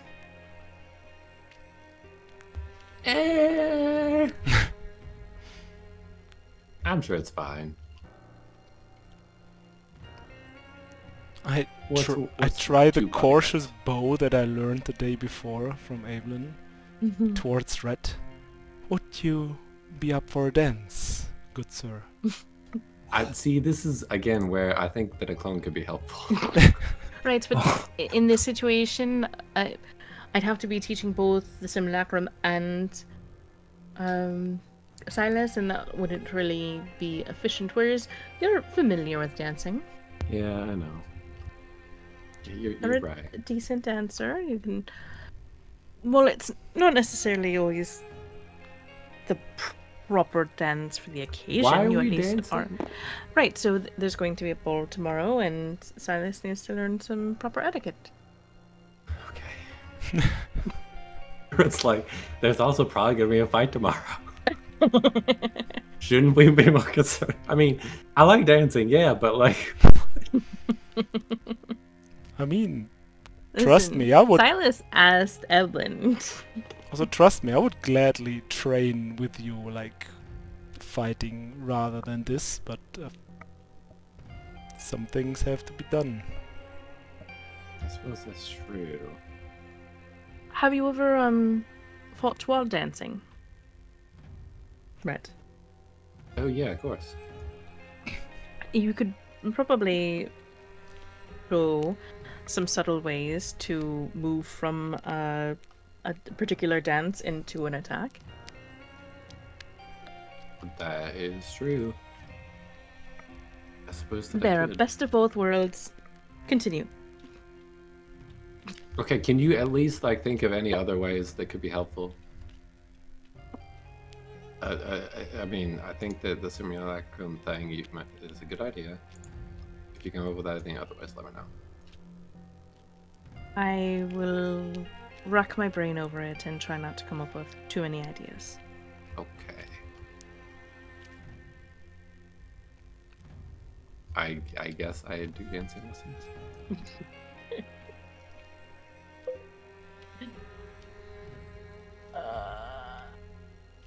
What would... Do I need to roll Yeah. teaching things? I'm just trying to think of any spell of eighth Yeah, level I or know. lower that would be helpful. Glance. And I've seen simulacrum, so I'm like, yeah, it could be.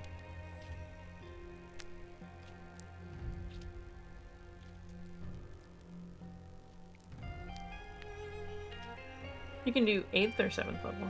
I think it's 8th level or lower can be duplicated. Mm. I wish.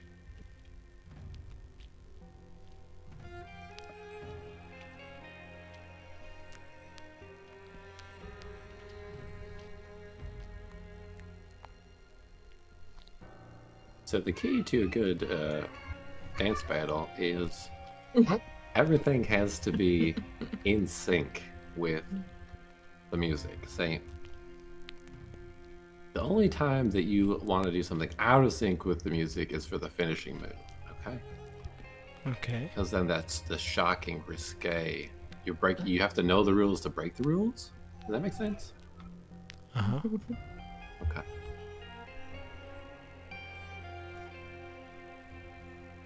So it's like the flow of a fight. You have the flow of the dance, kind of.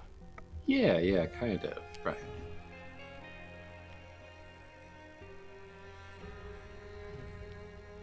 I'm not sure if Rhett's the best teacher because he's always Evelyn like. would every now and then be piping up with like, absolutely And- wrong foot. He's like, I did it on purpose because that's artistic interpretation. Because Yes, I'm but- making a point. Right, so we're not looking to make points right now. We're looking for proper etiquette. You Okay. need to learn the basics before you can. Yeah, Rhett's definitely whatever jumping that to was. the jumping to the bridge.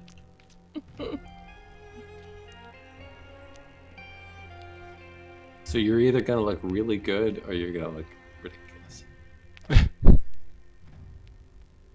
Well, if he doesn't lift his arm up a little bit more, he will look ridiculous. Like this? Yes, much better.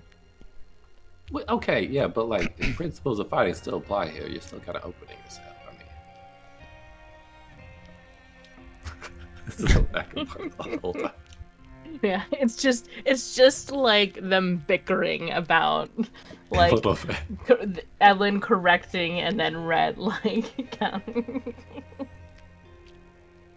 I'm sure you learned tons. Hux, could you make sure when Vidar comes in to let me know before he barges in and sees me like this?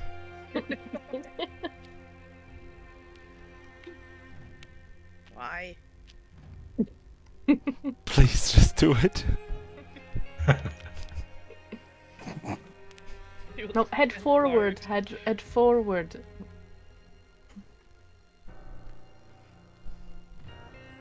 Yes, madam. Yeah, but Huxley, remember that the dragon has to attack elementals.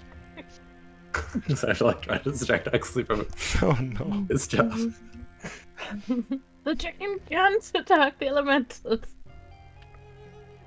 I mean, it can if his breath attack is big enough.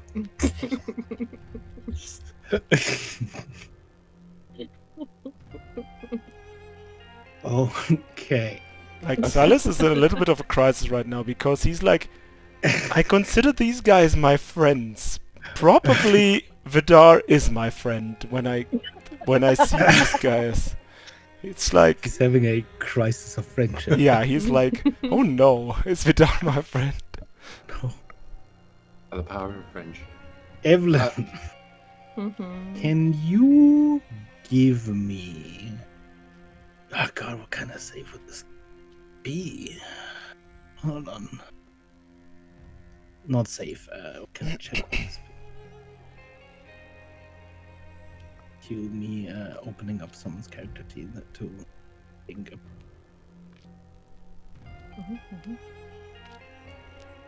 Obviously, it should be an investigation check or a medicine check. Give me a performance check. No. You're not technically performing, but you are teaching someone performance. I think this should be a contested role.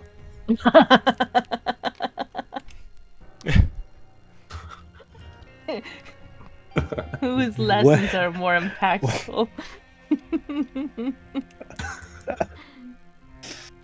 Oh my gosh, that's a high roll for me. 18. Okay. To subtract 1. It was a 19 that I rolled. Keep that in mind. So, apart from the lessons in dragon chess and dance, is there anything else you guys do? Or do you spend the day? I mean, this is probably just a question for Alavan. Do you want to have a second Silas available on the field? Look, generally, I would love to have a second Silas available. I mean, I think that's what we should do then. There is glibness, Yeah, but like, but I don't know if that's necessarily worth it. But that could be good situationally. More for like out of combat stuff. it doesn't last long enough though. Like, I need to cast something today that Right. will be in effect tomorrow. Gotcha. So when I want to use my spells today to prepare for tomorrow. Makes sense. And you don't have anything that's Like, I could cast Contingency and then one of my 5th level spells, but that's not right. great. There's not. Yeah, you don't have like a spell storing ring or anything that can do this, something like that, right? Just a bit. I have the spell storing ring, which has I don't. I have. Silas does. Yeah. But it can only do up to a certain level, right? Yes, right. Only 5th level, which it has. The other thing I thought it was like sympathy, antipathy. That's kind of dangerous. Just to But walk that around with a doesn't. big old aura up. Mhm.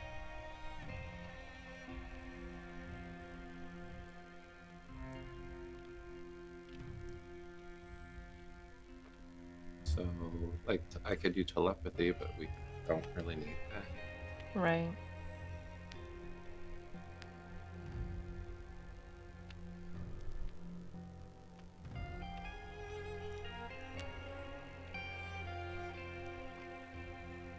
I think we just do so. second Silas. But yeah, just Yeah. just tell me, what does the second Silas do? Like, how does it work?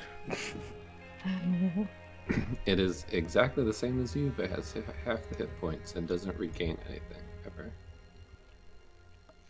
Half the hit points and everything else is the same? Yes, it doesn't come with equipment though. I see. Just like So you could give it one of your. yes, we could give it like I could give it my +1 rapier or something. Or I think we have this like yeah, we have like a bonfire blade. Yeah, we have basic weapons.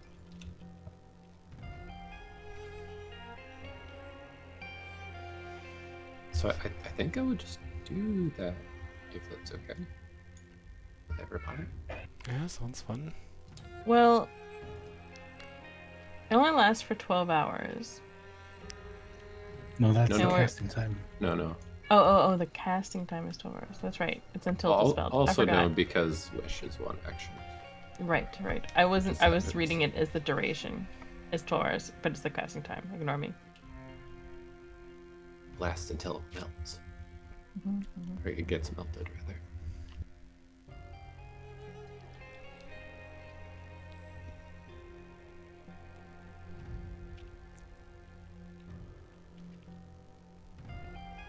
So, Duplicate this token, please. time to make us snarless. Yeah.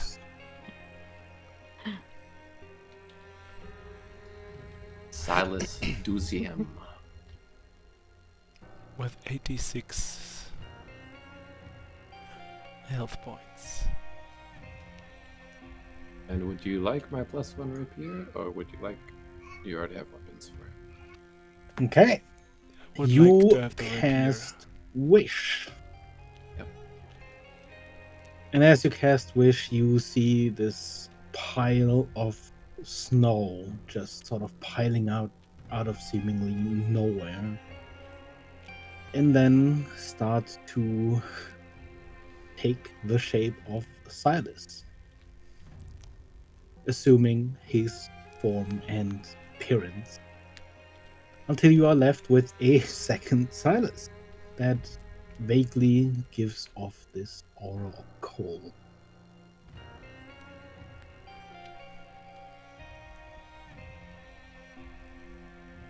And was that a yes? On the rapier. Yes. Okay. He has a +1 rapier that I had to. Anyone has like a leftover dagger or something, maybe? Some second weapon? I have like a normal non-magical dagger. That's better than no dagger, I guess. Yeah, you can take Or like that. some other small weapon.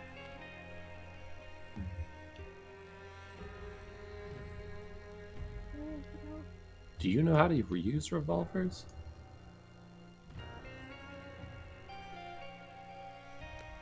I know martial weapons and simple weapons. I don't know if that counts among those.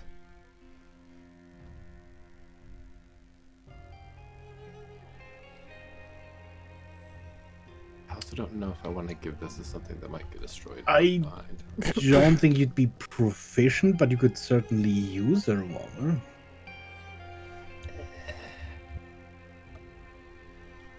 I don't really want to give it away.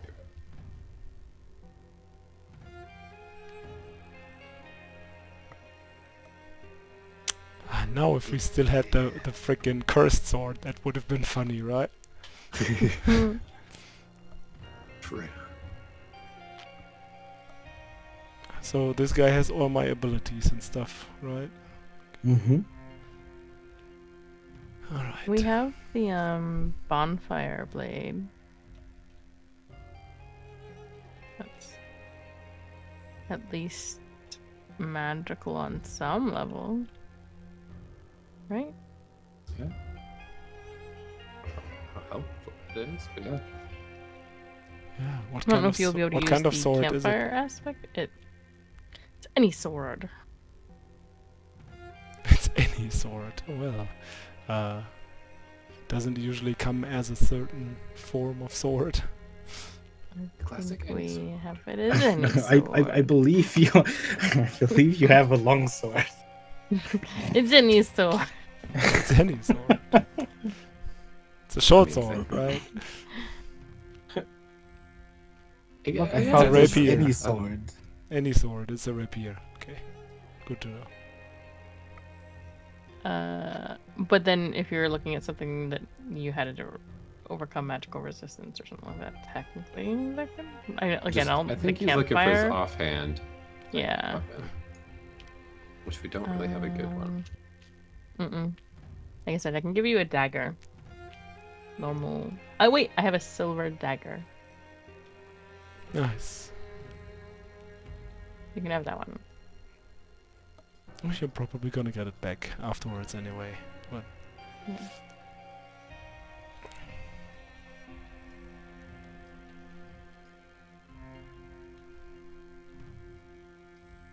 like, does this thing have its own thoughts and can talk and whatnot, or is it just Yeah. silent the whole Yeah. time? It's basically you. It's friendly to Does you. it think Creatures it's you me? designate. Does it like know it's a simulacrum, or is it like It It obeys your is- commands. basically you, but it is a construct technically. So okay? it's not Can't gain levels or take 100. a shorter Like it long doesn't rest. gain your creature type, but it doesn't But like you can command require food or drink. it. You can command it something like act like me and be my friend, and it'll just Okay. act like. But it's not like I was thinking like back at the weird twice situation for My Hero Academia, where like the copy isn't aware it's a copy. It's like it thinks it's the original. I believe it would be aware that this is a construct. Okay. It's not like there was suddenly just a second silence and it's like, wait, why are there two of me? Sorry, What are I you did doing? have to split your soul in half for this, by the way. Wait, what? What? You'll get it back as long as you're within 10 feet when this thing's destroyed. Like, Okay.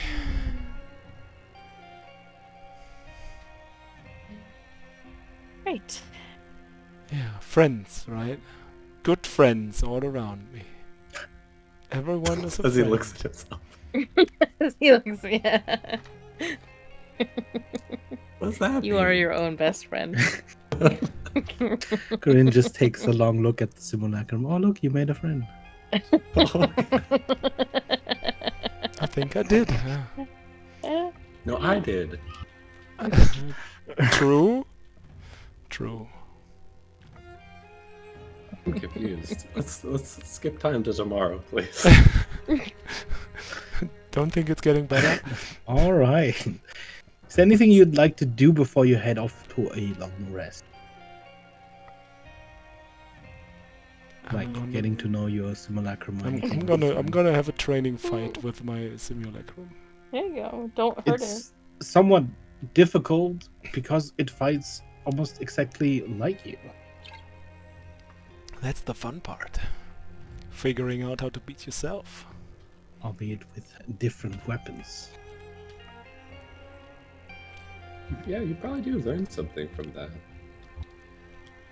Okay, so you spend some time training.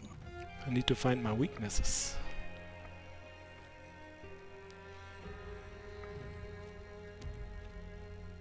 You find no, okay, so you settle in for a long rest, returning to the magnificent mansion again, and dividing up your rooms, except for the simulacrum, which cannot rest, and also does not need to. And It's you better than you. awaken on the day of the ball.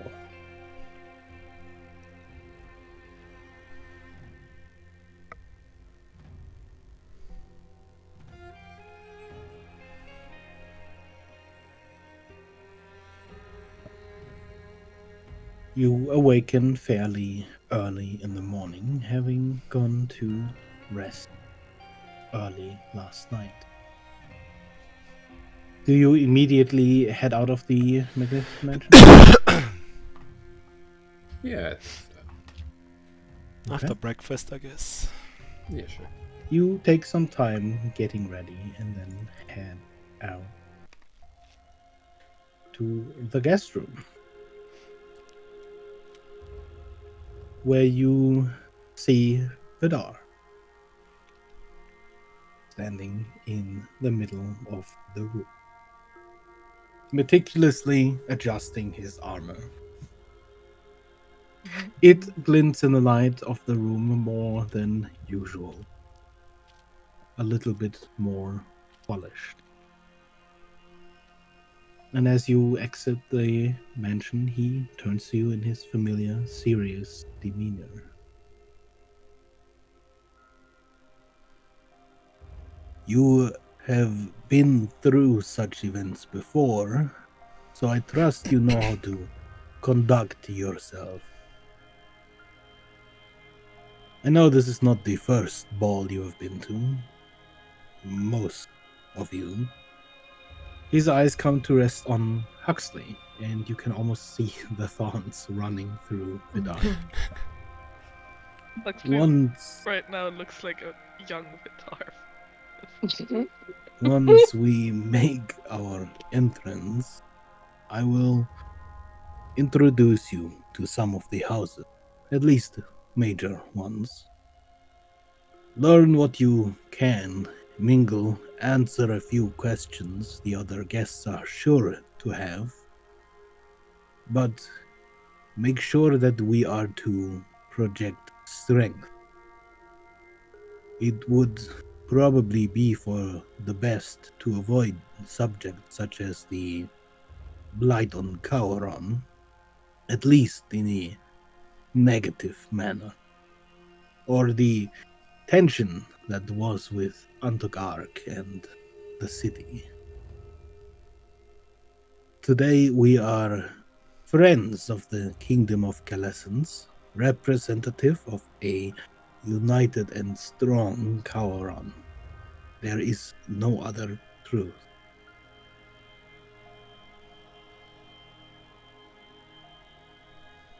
Of course.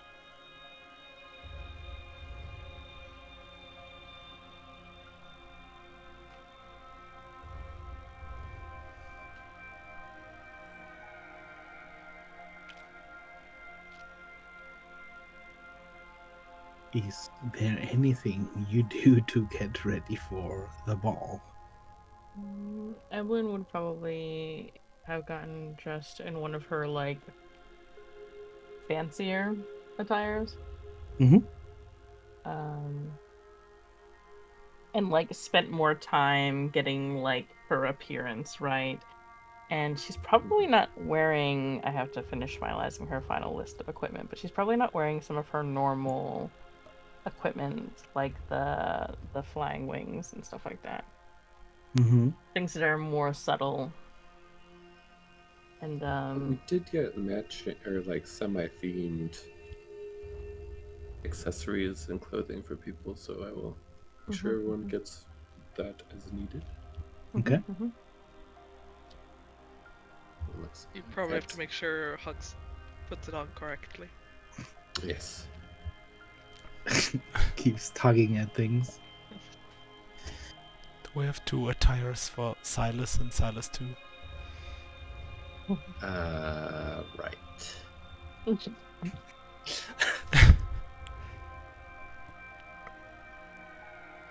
Best would be matching attires. It's themed. We'll just make do from what we have. You spend some time throwing together the most formal version of clothing that you can for Silas. Two, sorry. It was already dark, a lot of dark theming. So Aren't you kind of giving up your secret wizard identity, bringing a simulacrum to the ball? it's true, Court Wizard Silas. You are giving that up.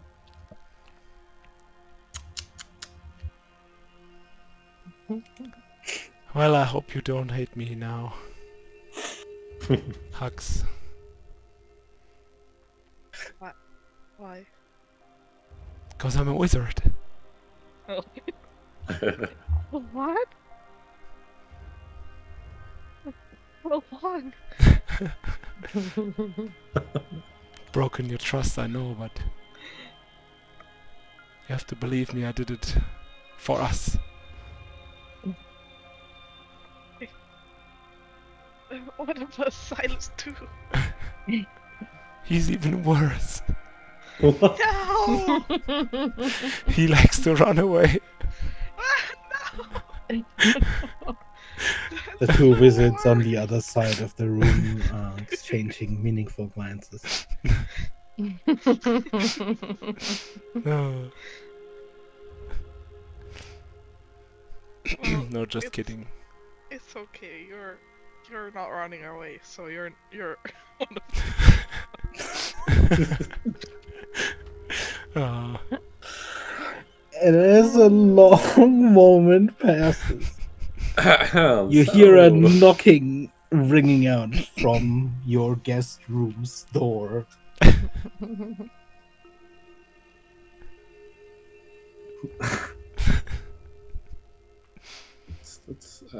We had a moment, right? Yeah, Yes. you had some time to get I ready. want to make sure to precast. What is it called? Death words. How many death words? Myself. Evelyn, I know, already does that. So myself and Silas, I guess. I will offer, I guess, to Corinne or Radar. Would you like a death ward? Death ward or two? You Huxley? I've never seen you close to death. So, well, I mean, maybe. But... close to death. What's that? Sorry,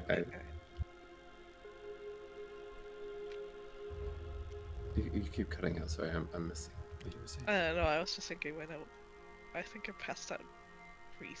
When we fought the last psychic dominion dude. I guess I might. But just Rhett go was Huxley down then. too, so I don't think he saw. Yeah, right. I don't know. I did offer to you. Did you want to accept or not? Yeah. Okay. So Both Corinne and Vidar decline.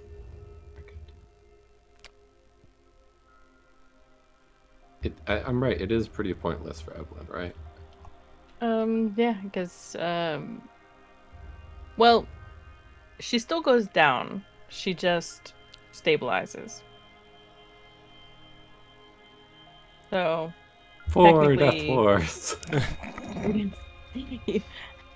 you don't have to. I was for clarification purposes. She goes down. She just doesn't Die. have to do death saving throws. Gotcha. But wouldn't Death Ward prevent her from going down? Correct. Yes. Yes. So it might save a couple million people. See, excellent point. The whole party's got Death Ward. Are Okay. we bringing like weapons? Like, can we carry like a weapon as part of our? I think we're supposed to show strength, so I am. I don't know. Yeah, like carry like a. As long as Sword nobody on my tells us back. to put them down, I bring them. They will not be too concerned with personal weaponry.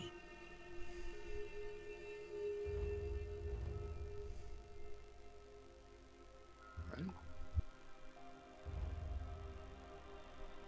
I suppose we should answer the door. They have been knocking a while. In the background, you just hear.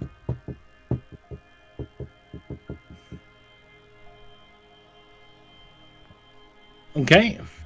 As you move over to open the door, one of your escorts stands before the door. I'm to escort you into your ship so you can arrive at the ballroom as honored guests. And then he bows, moving to the side in one swift motion to let you pass. Vidar returns the slightest of bows, more a nod of the head and neck before stepping out in front of you, gliding out the door, moving much more softly and deliberate than you're used to seeing. And I'm assuming that you all follow. Yes. Along the hallway outside your guest room, a long row of guards stand assembled. Much like Vidar, their armor seems more polished today. And as you step out and walk along the hallway, all the guards turn in unison to accompany you in a rehearsed synchronous march. The guards escorting you along the hallway this time do not cut through the barracks, despite the obvious and clear shortcut. Instead, you follow along with the procession as it leads you through the rest of the structure, along cleaned and ornate festive hallways. Flowers and silken drapes decorate the halls and pathways, all drenched in a deep and blood red light from painted lanterns. Faintly but distinctly, the scent of copper hangs in the air as you walk through the barrows.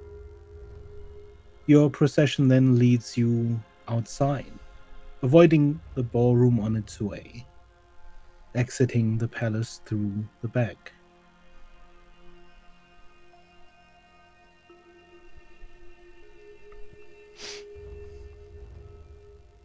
You are led down the hill along a pathway illuminated by more red light that look to unceremoniously stop somewhere along the path, leading only further towards the darkened woods. At some point, as you descend the hill, just as you reach that end of the lit path, you pass through an illusory wall, revealing more lights along the path and around your actual destination. The dart awaiting just beyond the hill's foot like a carriage. Together with the guards, you board, though they remain on the front of the deck following your much earlier agreement, and Vidar takes the helm. As the dart thrums to life and leaves the ground, he addresses you again. We'll touch down in front of the door, disembark and head inside. The Queen will greet us and we will take our place at our table. Then I am sure we get to listen to a speech before the ball officially begins. There is a chance you are asked for dances. It is the more traditional way of socializing at a ball of the houses. You can reject them, of course, but it will present an opportunity for questions. Naturally, there are a plethora of other ways to fraternize. You are, of course, not held to vampire standards, and perhaps it is even best not to adhere too closely. Catching himself rambling, Vidar pauses as the dance swings a low and slow turn before he speaks again, almost more to himself than you. Do not overthink. Trust, you have plenty of experience with these things.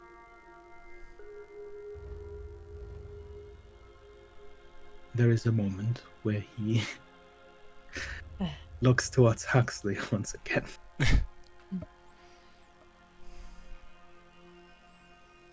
The dart rounds the darkened structure, and as it does, you catch a glimpse of the town outside. A web of red light stretches before you, buildings and streets illuminated in the same pulsing light as the rest of the palace. The ship continues its slow, descending swerve to its front gates, toward the ballroom's entrance, the same way you had entered a few days back. The dart sets down, its right bow flush with the ground, and a few of the guards disembark in a gliding jump, laying a red varnish ramp across the way. You observe Vidar letting go of the wheel, mumbling a few orders into the line towards the navigator below, before turning towards you, nodding and stepping out through the ship's gate. You follow after, crossing the ramp towards the barrow's lit facade and into the ballroom.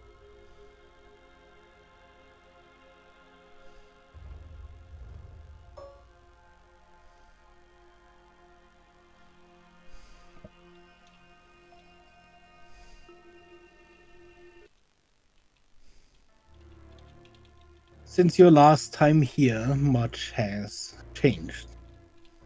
The hall is brightly lit in the same soft hue of the city. Arranged flowers of the same shade climb up the windows as silken banners sway softly in the gust of your entrance. For the first time since coming to this continent, you see not a single trace of the ever-present ash. A number of tables lay across the length of the hall, accompanied by all manner of faces staring towards your arrival.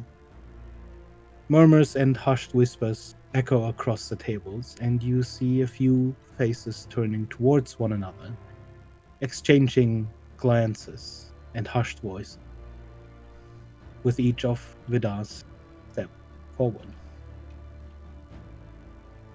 With a serious, stone-like face, Vidar marches past the music playing by unmanned floating instruments to your right, and the scent of copper and food from your left, stopping right before the spread of tables and other guests.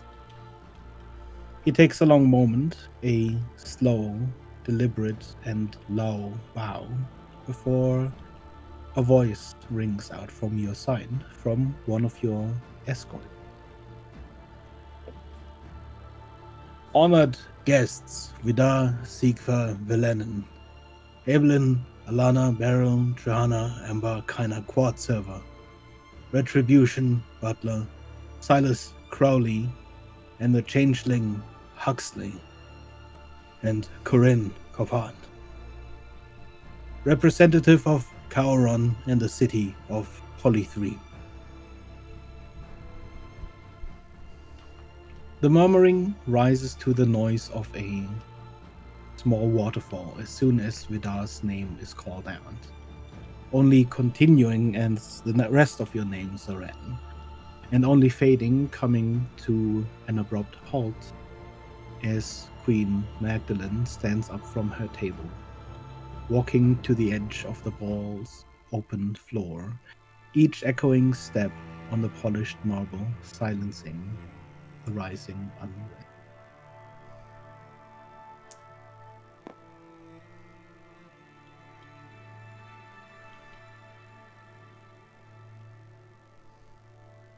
Welcome, friends, esteemed guests. It brings an honor to all houses that you may be here today. Please enjoy the festivities. She takes a slight step to the side, leading your view towards a table with her hand, before turning on the spot to retake her. This table? Mm-hmm. I suppose that we should head there and pay our respects to the queen first.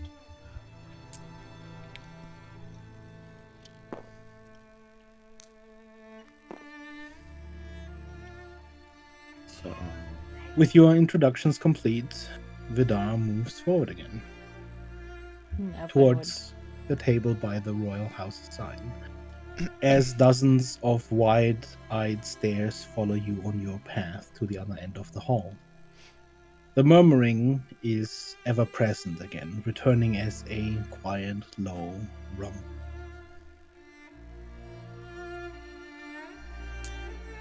Evelyn is on full, like, noble mentality at this point in time, from, like, the tilt of her chin to every bit of, like, not even glancing to the side, because she's of that, like, noble mentality of, like, most people are beneath me, and I will act that way to put them in their place, kind of a thing.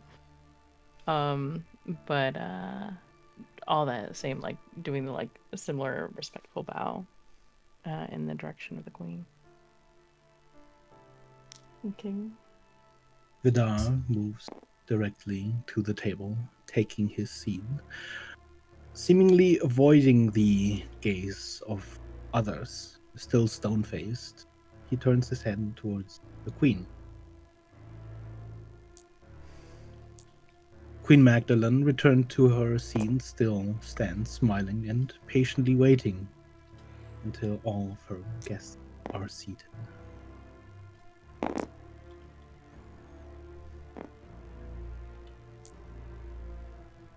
And there is no chair for Silas. No, I'm kidding. I prefer to stand behind the person I guard anyway. Both of them. We guard. It is us, Silas and Silas. it's the Silas army. As you move to stand behind Evelyn, there are two guards sort of moving quickly, putting a chair on either side of Evelyn. And Evelyn will kind of lift a hand and gesture towards them to both seat. As they will do. The moment the last of you settle, the lights shimmer a little brighter, and the queen raises her glass high above, her voice cutting clear through the air. Houses, lords, ladies, friends, and those with daggers sheathed. Today we celebrate a festival of blood, of prosperity and strength. We welcome back our old neighbors and allies with whom we have shared so many festivities in the past, and many more yet to come. Share and drink, feast and remember, for today is our day. Applause fills the hall, loud and reverberating, constant and strangely ingenuine. Red and Evelyn, the few times you have heard such formal cheer was in Polythreme's council chambers. A political gesture, nothing more. Under the applause, the queen's glass sinks down to her lips, the burgundy liquid inside barely touching her mouth before she sets it on the table and walks over to yours. She offers her hand to Vidar, whose stone-faced facade cracks the slightest bit, a barely noticeable tug down at the edge of his mouth. The opening dance, esteemed guest. Vidar stands, taking her hand as the two move to the open space of the hall,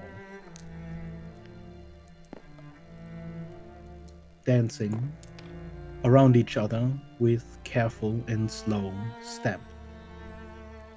Others soon join in moving across the floor in the music's rhythm, and you can see words exchanging between the two, though they drown in the noise long before reaching you. And for the moment you sit, observing, free to your own devices.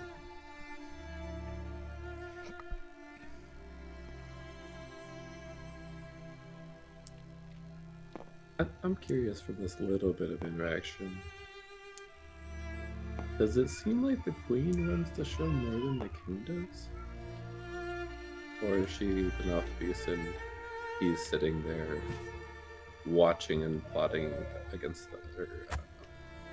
From as Can I far tell? as you can tell from the two interactions you've had so far, whilst the king also spoke up during your initial arrival, it does appear like the queen is more so taking charge than the king.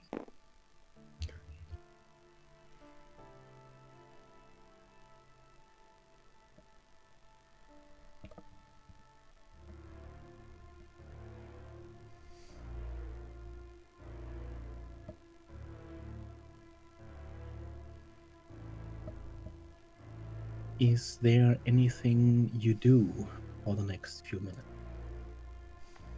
I want to do my best to analyze everyone's house symbols and see if I can see anyone that I think would be related to Vidar.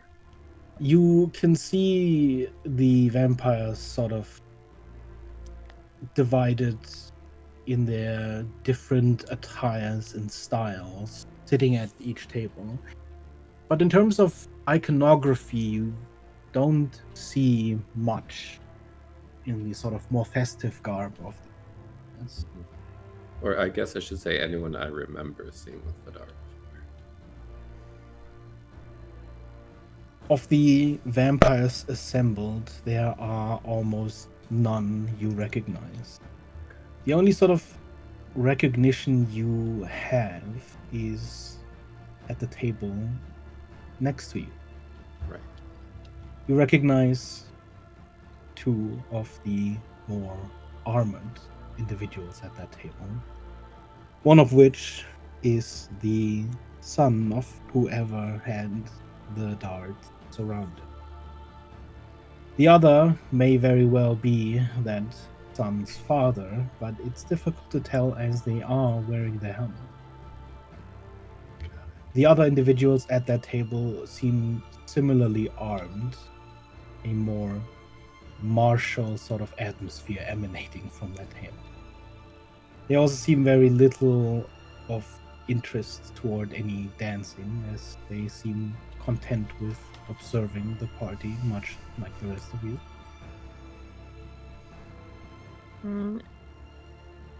Evelyn would probably glance over to real Silas and just telepathically state, obviously keep an eye on anyone paying close attention to our group, and you normally have gaze on people before I do, so if you notice anyone approach, just simply tap at my side so that I am aware, but try not to draw too much attention.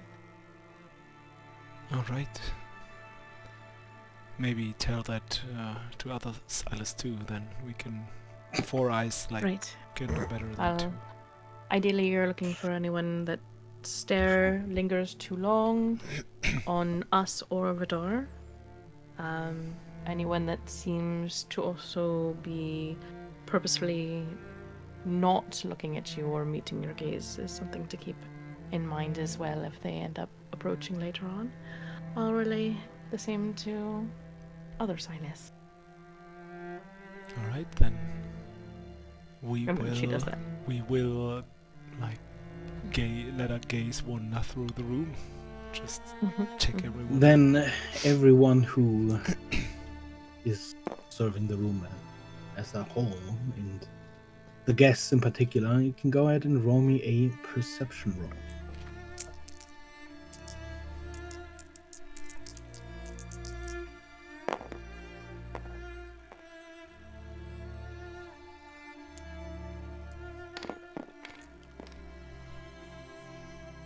There's a 22 for Silas 2 and a 30 for original Silas.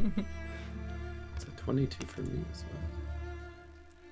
well. I am going to slowly get up though, as I've consumed. Then both Red and Silas too.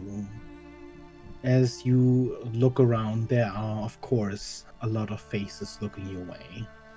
There are a lot of the guests actively observing you, talking with each other, and only occasionally sort of shifting their attention elsewhere. But there is one table that you notice staring, almost unbroken in their eye contact. And that is this table here. Not really even taking much time to talk with each other. What also stands out to you, of course, are the feathered wings on these vampire bags. A sight that is unusual, at least from what you are used to in terms of vampires. Silas, OG. Aside from that table, you also notice this table to the far side. Vampires that seem much less graceful than the others. Heavily armored and grinning quite mockingly in your direction. They too are whispering and observing you quite closely. From the general movement of vampires moving across, tables, talking with each other, mingling and moving to dance, you note that most appear to generally avoid that table.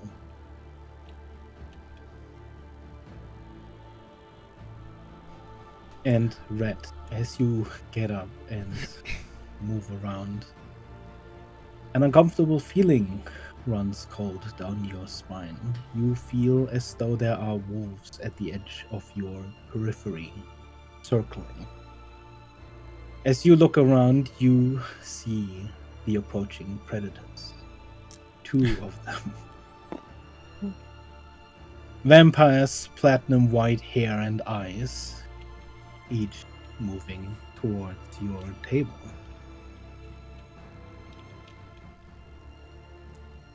And as they get close, one offers their hand towards Red and one towards OG Silas. Almost in sync, you hear them speak. A dance, honored guest.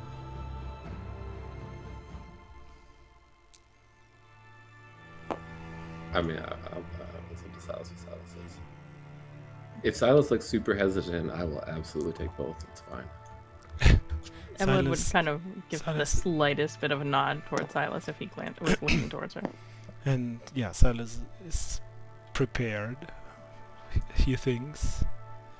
So he gives Evelyn a slight tap before leaving to let her know that he saw something. And then we'll use the bow that he's been taught by her, and we'll accept.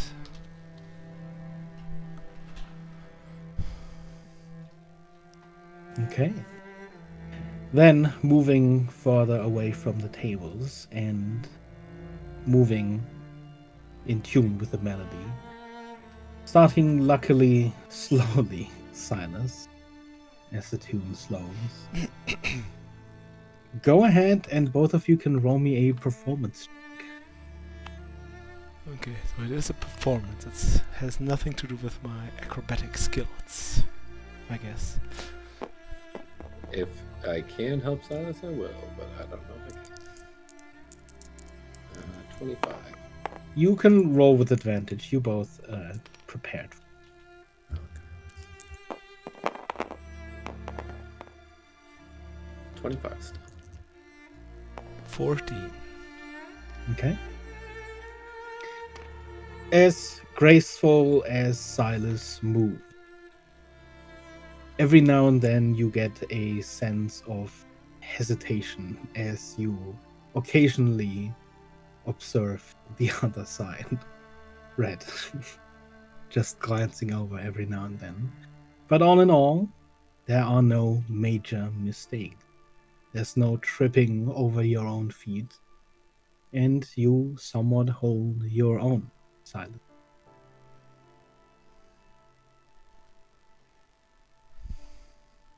Red. As the vampire moves around you, every time you spin around, every time you take steps close to each other, only to step away again, she starts to ask you questions. So, you are from Kauron? Of course. The airship was quite the entrance. You have more of those? We enjoy a good amount of time in the air. An odd choice of color. Wouldn't something darker be less conspicuous? Maybe I'm trying to be.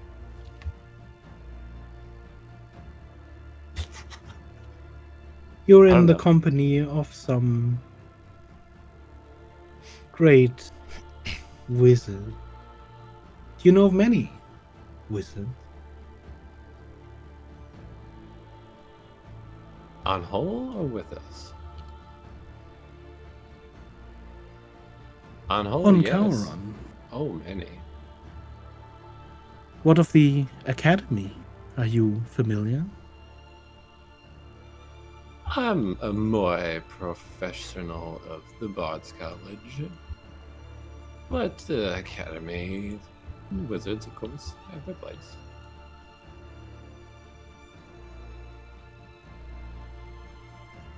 What do you know of Wizard's Tower? They're tall. Quite so. The college, I have to say, is a far more entertaining place. Do you have great towers and spires?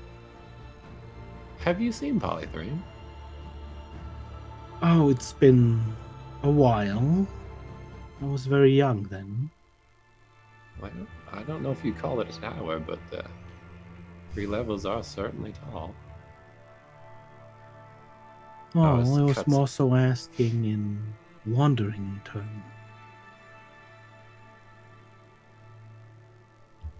Would she say wandering? You ever find a tower out of place? A tower out of place. That's a very Somewhere interesting where it's not question. supposed to be. Have you? Every now and then, people tell stories. Really? So, When was the last time? you're not going to answer my question with a question, are you? I might. It seems I have. Go ahead and roll me a performance check. I'm absolutely just bantering and like flirting with her at this point. As I have been the whole time. 28. Like, yeah. Banter with me, I'll banter with you. Let's go. As you very obviously dance around the subject, there is a smile as questions go similarly back and forth. I am willing to answer like some of them as long as it's positive in the nature, like, toward the strength of power, along the lines of what we're here to do, and answer those aspects truthfully if I think it's worthwhile. And as you continue, Silas, Yeah. as focused as you are on the dance and not making any mistakes in your movements, you too are being asked questions.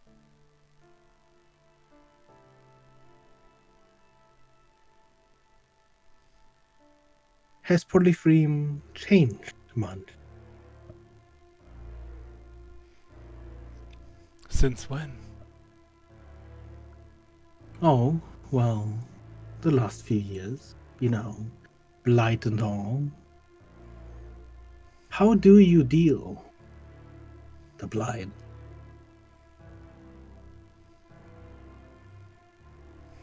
We manage.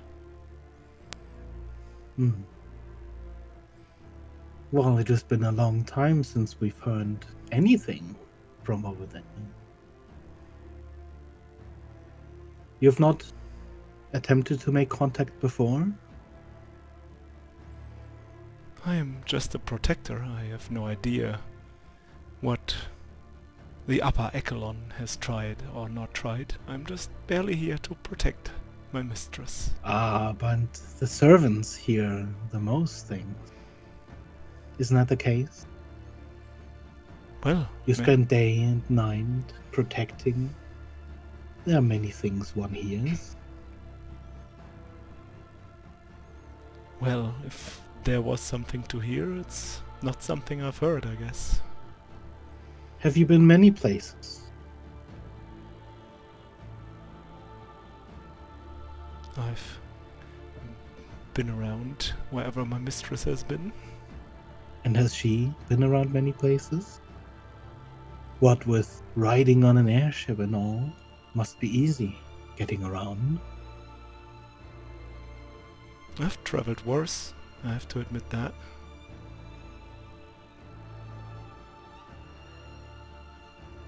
What of the east? Is Kauron still secure?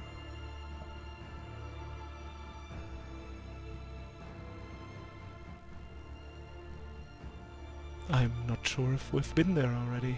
I'm not that far east, at least.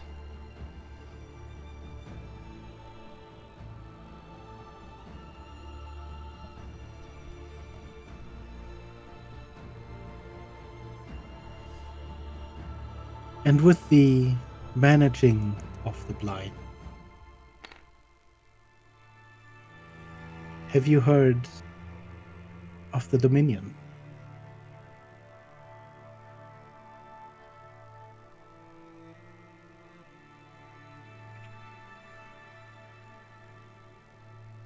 Instead of answering the question, I would like to give her like a very cool spin during the dance moves. You just not answer the question. Yes. Go ahead and Because roll me a that's deception something- roll with advantage. Because that's what Vidar said. If you don't want to answer a question, just don't. That's what I'm going to do here. What was the roll? Deception with advantage. Deception with advantage. Let me check deception. Okay.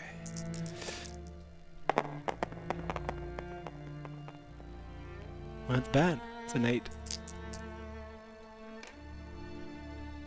Okay.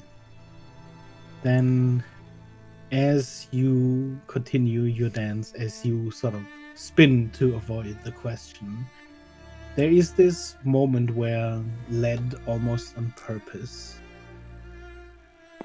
the two of you get close to Red and the other vampire, and with a spin of their own, they switch places. I was already moving to do that.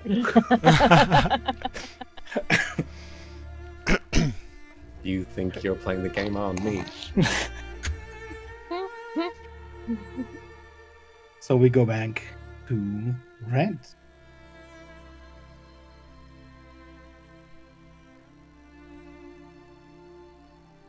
So,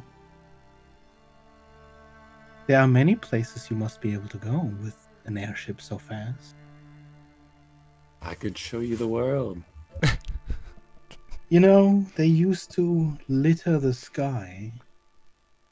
It was not a pretty sight. It is so much clearer now. But what of Polythreme? Does it still struggle under the weight of its plate? Struggle? Last I know, there was a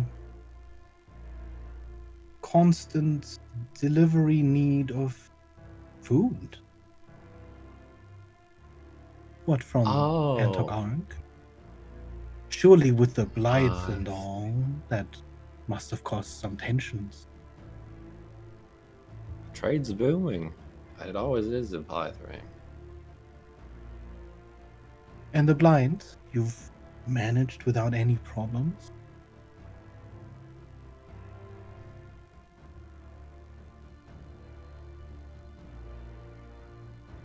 It doesn't threaten the city.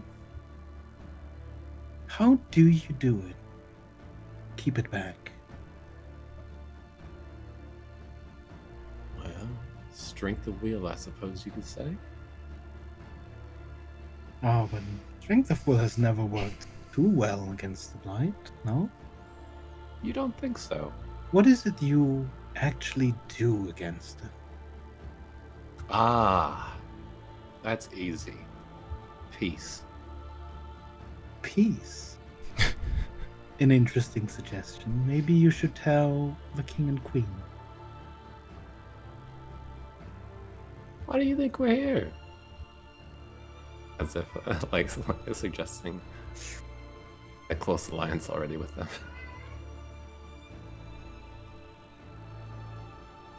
Perhaps I forget myself. Why are you Perhaps here? you can answer this then. If there is peace, have you heard of the Dominion?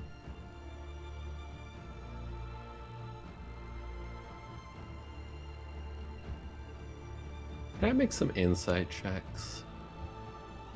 On what I just said about what I just implied as far as our alliance with the king and queen, whether she's happy or mad about that. Sure. And I killed the guard on the way. Great. That is really bad. The guard takes his revenge. Yep. She is difficult to read. Yeah. You can tell that as adept as you are at the social game, she is probably thrice so. Probably because she's had multiple lifetimes playing this. You can tell that obviously she is probing, but as far as answers you've given, she has not shown any indication of her general mood about it. Instead of answering that question, your friend was interested in wizards and towers.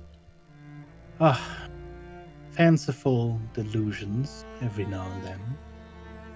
Don't we all dream of being rescued from a great tower, captured by an evil wizard? Or Is perhaps that- you dream more of saving. Perhaps. Has that happened recently? You met any other wizards? Well, there are wizards aplenty amidst our houses. I mean, from Calderon. That seemed to be her implication. Well, we've not heard much at all from Kauron these past few years. Go ahead and roll me an insight check.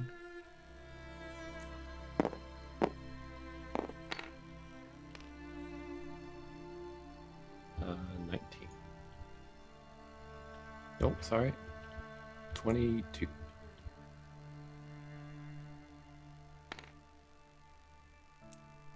There is a slight pause in her movement, but her facade, at least, does not crack. And what of you? I'm sure you have many interactions with wizards. What with Yes, the indeed. academy and Polythreme? Indeed so. It's a shame you hadn't heard of anything. If you had, then I'd be more inclined to talk about other acquaintances. With the implication being acquaintances at her question about the divinity. Trying to lure her into talking about if she is, seeing a wizard from Cowrun recently or something, or knows anything about that. An interesting suggestion. Are you saying I know more than I'm giving away?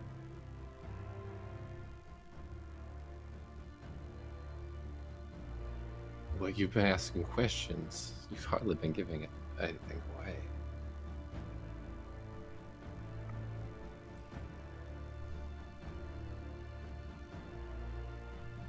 Silence. Yep. And your friend seems so much more talkative. Well, that is because my friend's job is to talk and mine is to protect and keep quiet. Well, those who keep quiet are usually the best at listening. Surely you spend a lot of time around interesting people.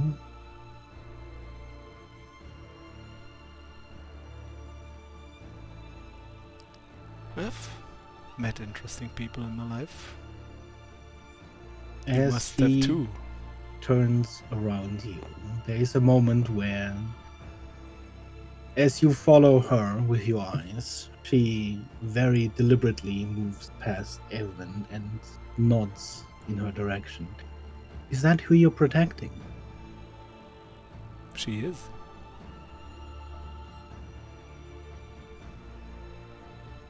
Do you know a lot about her? I know all I have to. And that is? That she's a great lady to serve for. You're a tough nut to crack, aren't you? Well, and you've been asking questions all the time without giving me a chance to ask them. You have questions. I thought you said you're the quiet type. Well, nothing a dance couldn't fix. Yeah.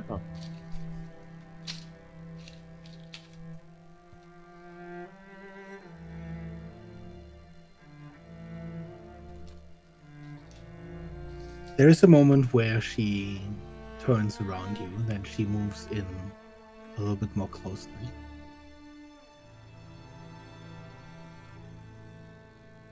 And when you protect her, do you fear what could happen?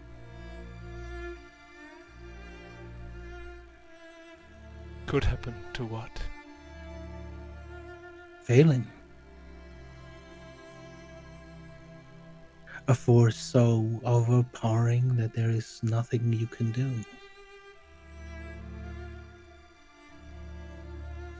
Well, that force I've yet to meet.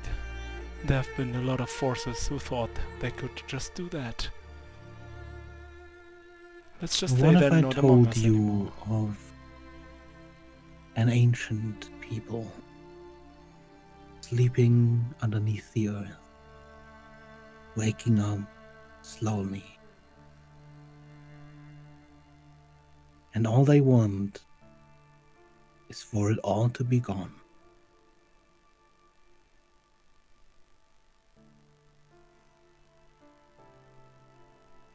And it seems like I have more work to be done. She leans in so close that she is right next to your ear.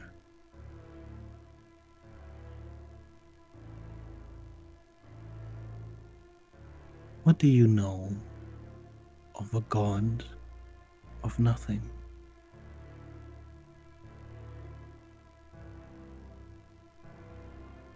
After whispering that phrase, her eyes meet yours.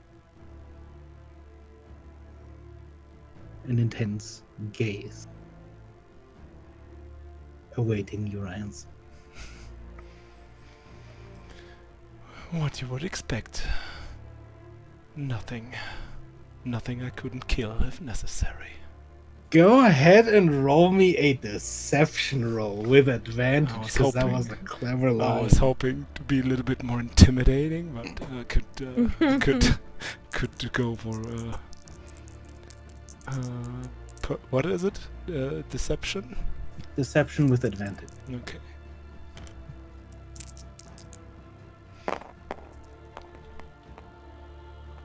Hey, that's a non-natural 20.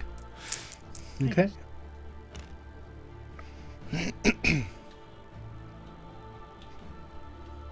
There is a smile playing across her face, but as it doesn't quite reach her eyes, you can tell that she almost seems disappointed by that answer.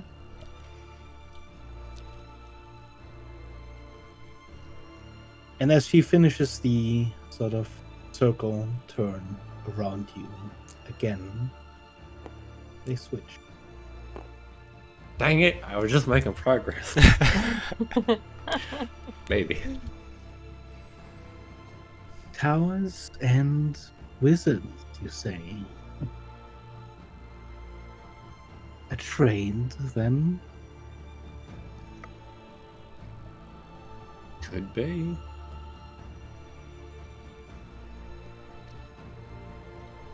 Well, then this might interest you.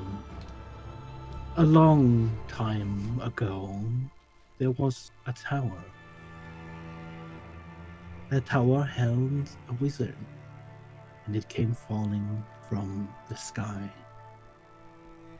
And then, a couple of weeks ago, the same thing happened. Really? Surely you've seen the fires in the sky. Oh, yes. And what happened? Did you see towers and wizards?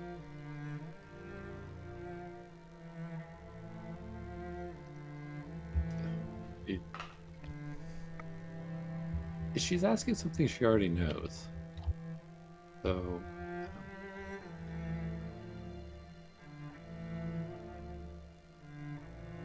Yes, I saw the lights in the sky. Not just lights, I suppose. If you're correct. And this does not surprise To hear that there was one years ago, no, it does not. you. And now for your end of the trade.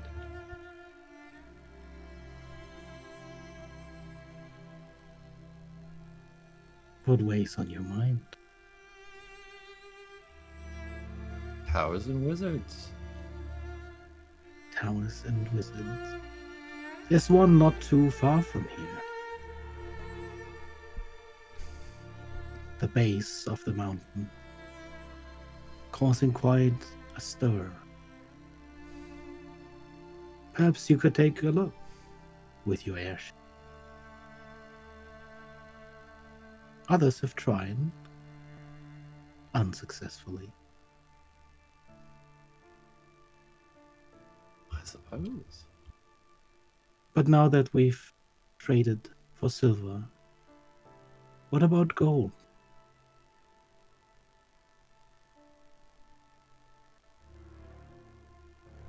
I'm still dancing. You know more than you let on about them, right?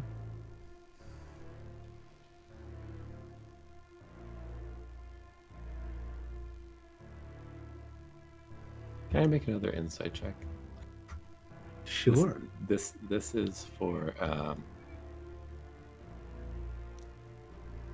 whether she is trying to draw this out as a, is she threatening me, or is she genuinely interested in just the knowledge?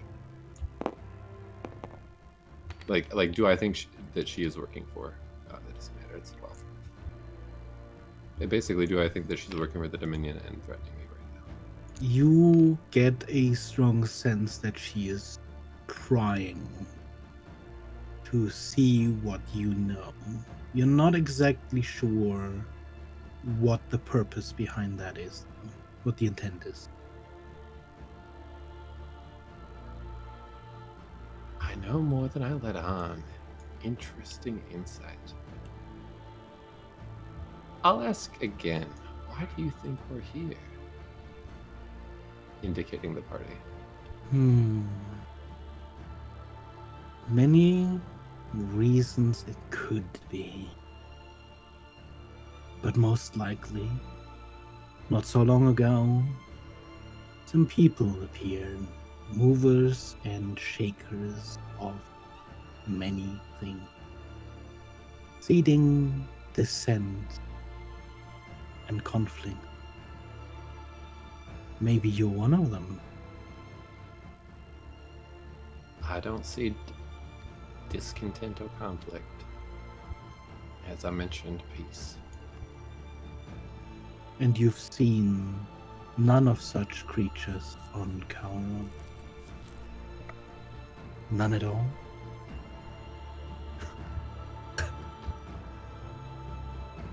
You seem to be entirely missing my question. When I say, why do you think we're here? And indicating the Queen. If you have discontents, who would come to handle them?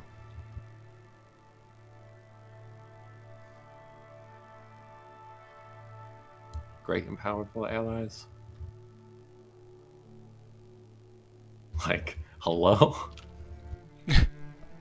Can you roll me a deception? Is it deception? Is it deception? I mean, is that really Is why it? you came to Kelessons? Oh Is god, it what a roll. deception? I'm not lying. She can tell I'm not lying. I'm making an active threat against the Dominion. Pretty, I don't know, it's not that concealed.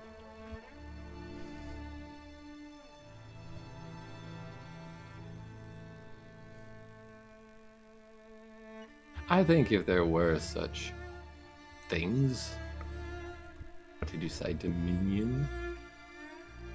Could be. It's not very good at what its name is. I've heard lots of titles. Lots of different lords, ladies. Dominions fall. I've seen that.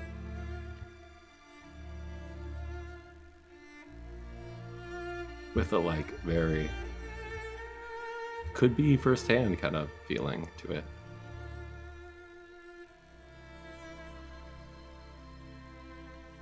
So I'm roundabout answering your question that I've seen a member of the Dominion fall.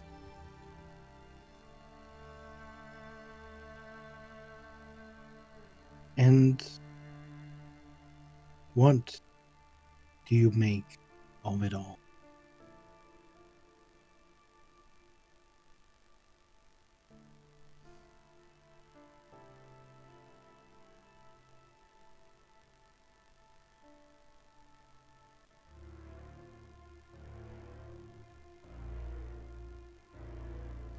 Life. I don't know even about life.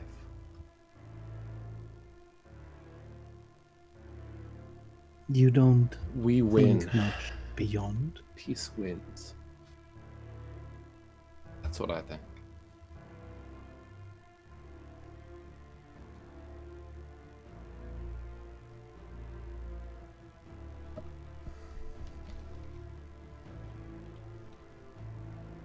An interesting stance.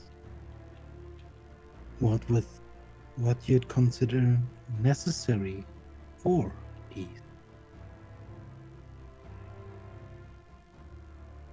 I suppose that is the final unanswered question.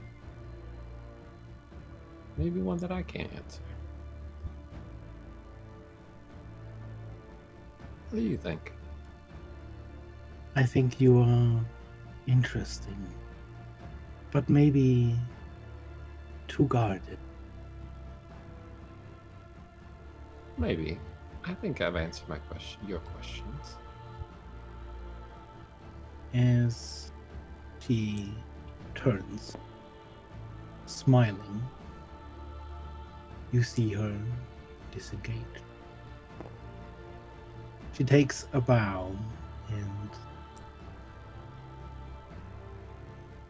returns across the hall.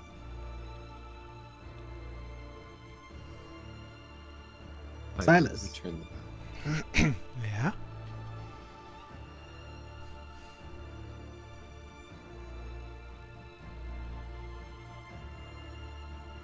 What do you know of God? Of what? Did you say God? I didn't hear the word correctly. Gods. Gods.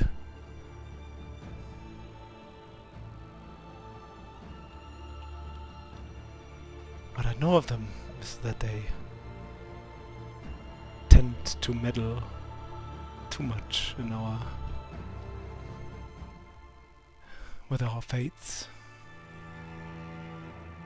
Have you met any before? I wish I could have. Go ahead and roll me a deception roll.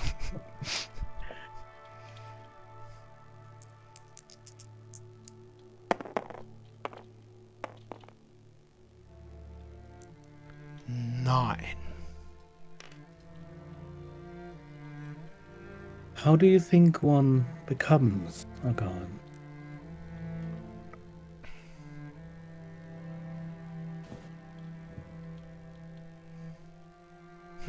I don't know if it's something you can become or if it's something you just are. And if you were one, what would you do? Well, depends on which kind of god I would be. There are numerous gods said to have numerous different powers and abilities, so I don't know. How do you think one would become a god of nothing? God of nothing sounds pretty boring. Like, can you do nothing then as a god? What's the point of even being a god then if nothing is what you can do?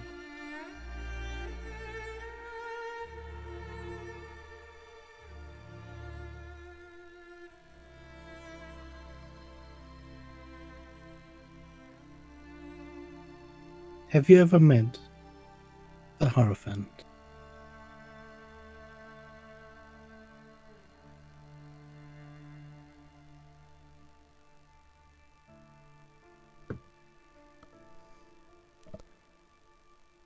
I'm pulling her closer into like a beautiful embrace.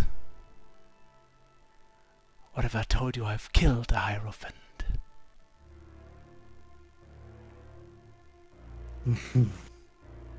Maybe we're not talking about the same one, then. Probably.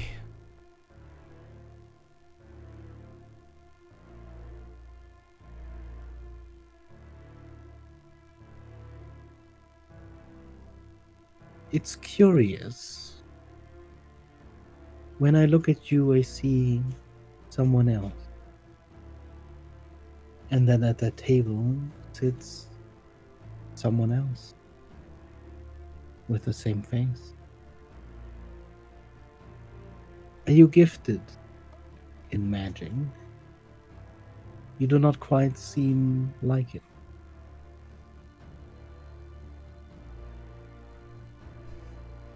Well, that's the good thing about magic. It takes on many forms, and usually you can't look a person in the face and be like, this person knows this kind of magic.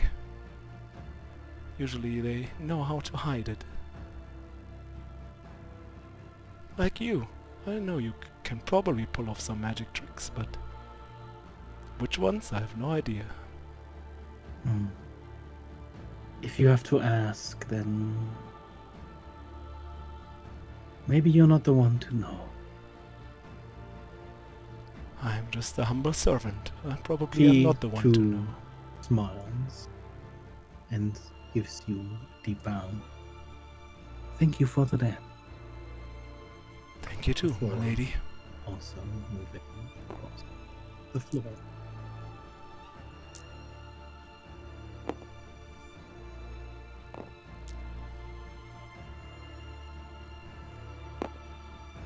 Are these two watching me like a hot stick? Well, the moment you move a little closer, their eyes are definitely moving from others of your group distinctly onto you.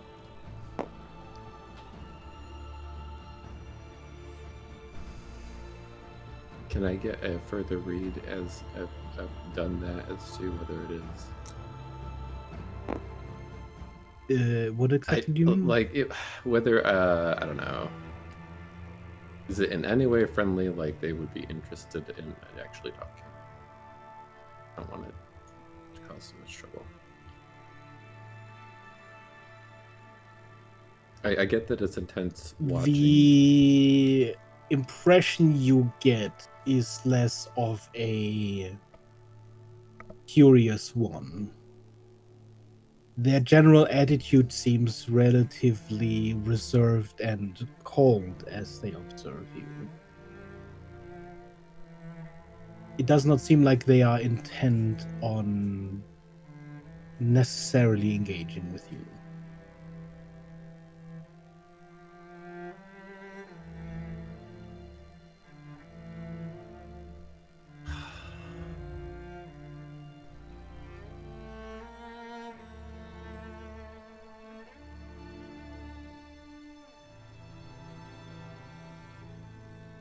I feel like that's a good thing.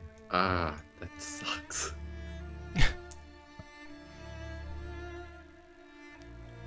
I'm still gonna go for it. And take a bow as a, like, not as a. I want to acknowledge this table first, as well. Mhm. Like, as I'm like making a circle, take a bow to them, take a bow to these two. Go ahead and give me a quick insight check. Sure.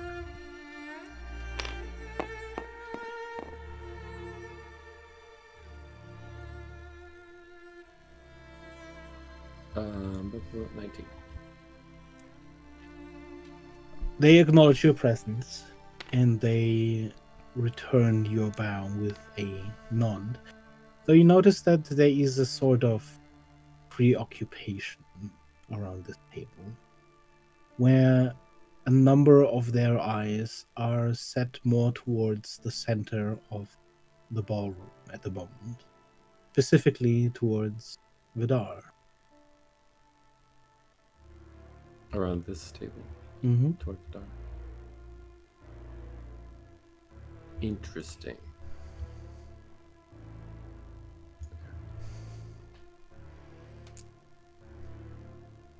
I will make the same gesture toward these two.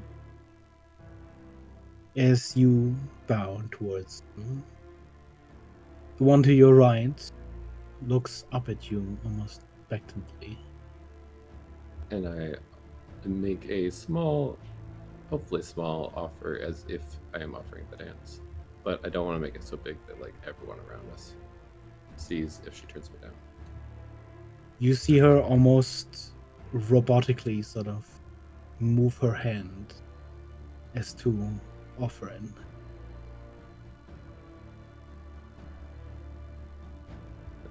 I'll take it.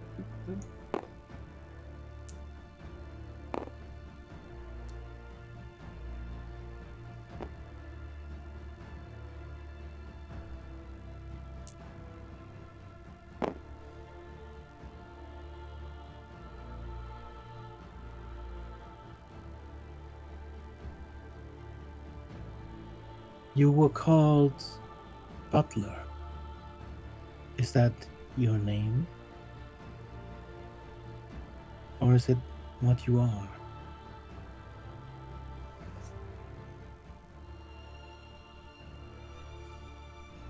Perhaps all now. He's become a robot again. No!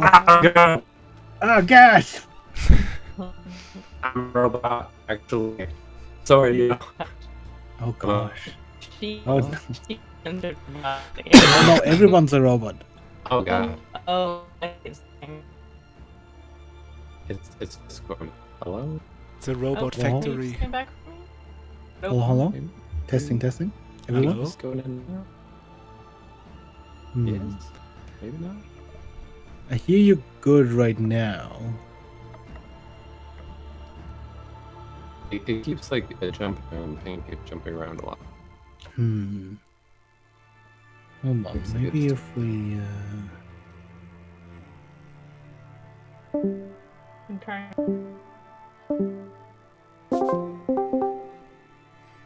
Alright, say something again. Hello? Hello? Okay. Well, It's you're cleared much better here. ping. Yeah. Well, It yeah, went because down. now it's like a U server it should have chosen. Oh. Let's hope my connection doesn't go wonky. Oh no. Alright. You were saying. I was saying both to her question. That was my response. And perhaps more now. Lady Budding. Oh, yes, I've heard of you. You have? Oh, yes. From whom? I smile. Only bad things, I hope. Actually, yes. Oh. Well, That's a joke. that is to be expected. I noticed you were quite interested. I thought I could Well, introduce myself. you are quite interesting. Why so? For 4 or 5 years, there's been nothing along our borders, nothing but the storms and the occasional drifting piece of wreckage. And here you are, arriving on a silvery chariot, proclaiming your alliance.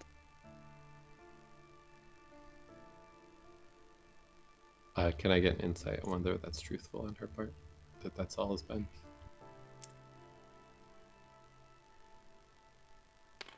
Yeah, go ahead.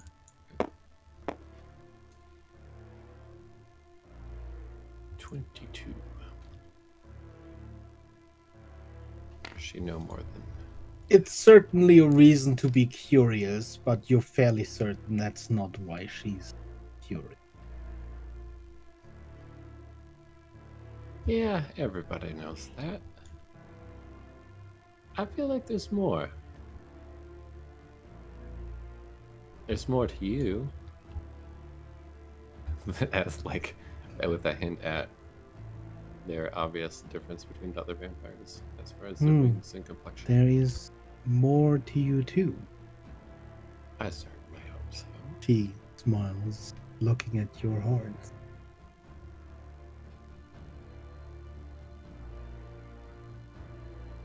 Do you know of which house you are? Yes. Oh. And that would be?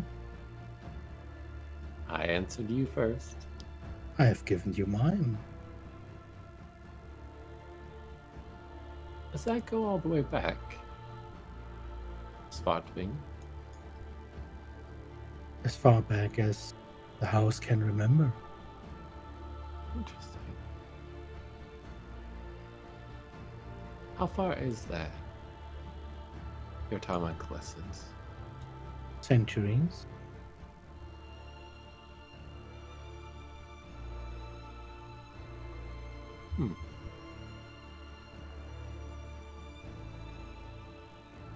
Hang on, I'm just looking at my house so I make sure that it's right.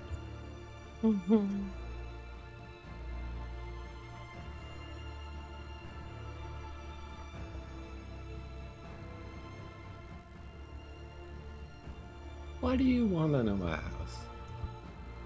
Thank you for answering. Curiosity.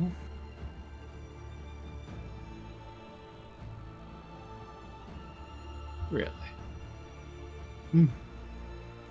Most would avoid a dance with Svarting. Why is that? They're afraid. Because Our relationships.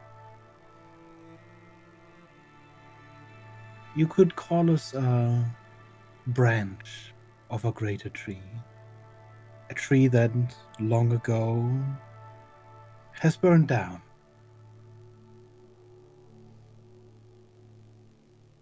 that I think we share. Interesting. My house is Beleth.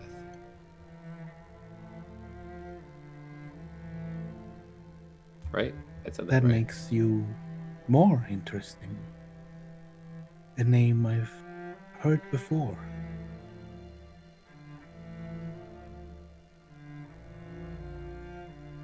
The stem of the tree we are from. You may hear in the future, if you haven't already. Though all who are here know of that name. And many speak it in spite, rather than the reverence it should. But there will be a time when perhaps the old mothers will be welcome again. Do they revere the stem as you do? The old mothers are the stem. A home that we lost a long time ago. For better or worse, our ancestors could have chosen to stay, and they did not.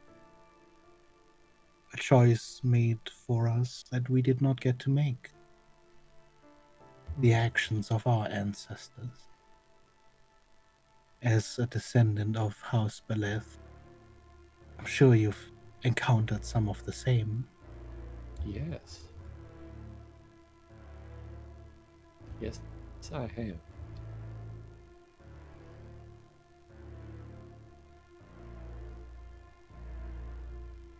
I don't mean to take too much of your time. This has been a very interesting conversation. It has. You should be aware, if you are not already, the old enemy returns. I suppose that is a matter of perspective. But there are enemies abound, in that you are right. Some definitely older than others. The Though to oldest, then. ones who are younger, perhaps they are a new enemy altogether. Perhaps, and perhaps there are those who are overly curious. It's been interesting meeting you. I'm sure we will see more of each other.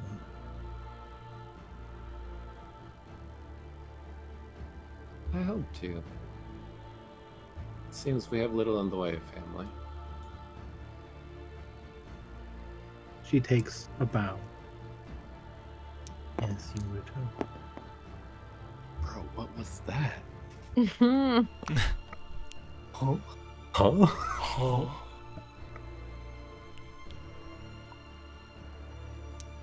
Grandma? Huh? Huh? Great, great, great, great. As the night progresses, is there anything else that you do? Anyone else you particularly engage with? Only Evelyn's stern looks will keep Huxley from throwing food at the table next to him.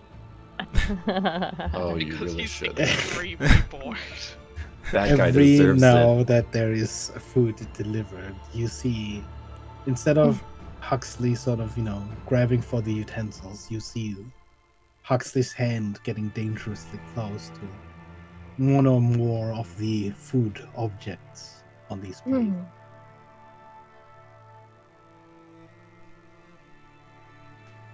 Anytime Hux even glanced at Evelyn, instantly telepathically, absolutely not. After I return from the dance, I will tip on Evelyn's shoulder before I sit down again. It's early. No. Evelyn will glance to Silas and again telepathically asked, "Everything good?"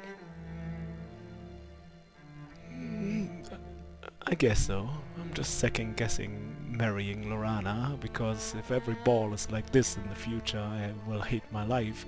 But more importantly, on the right, demon wings ogling us the whole evening. If it's any consolation, when you are the one that is in a situation where you are married to Lorana, someone would have to be far more bold to approach you and ask for a dance. I really hope so.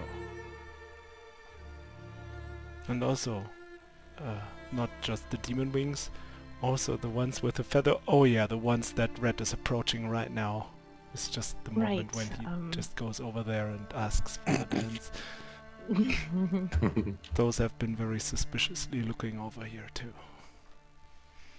Good to know.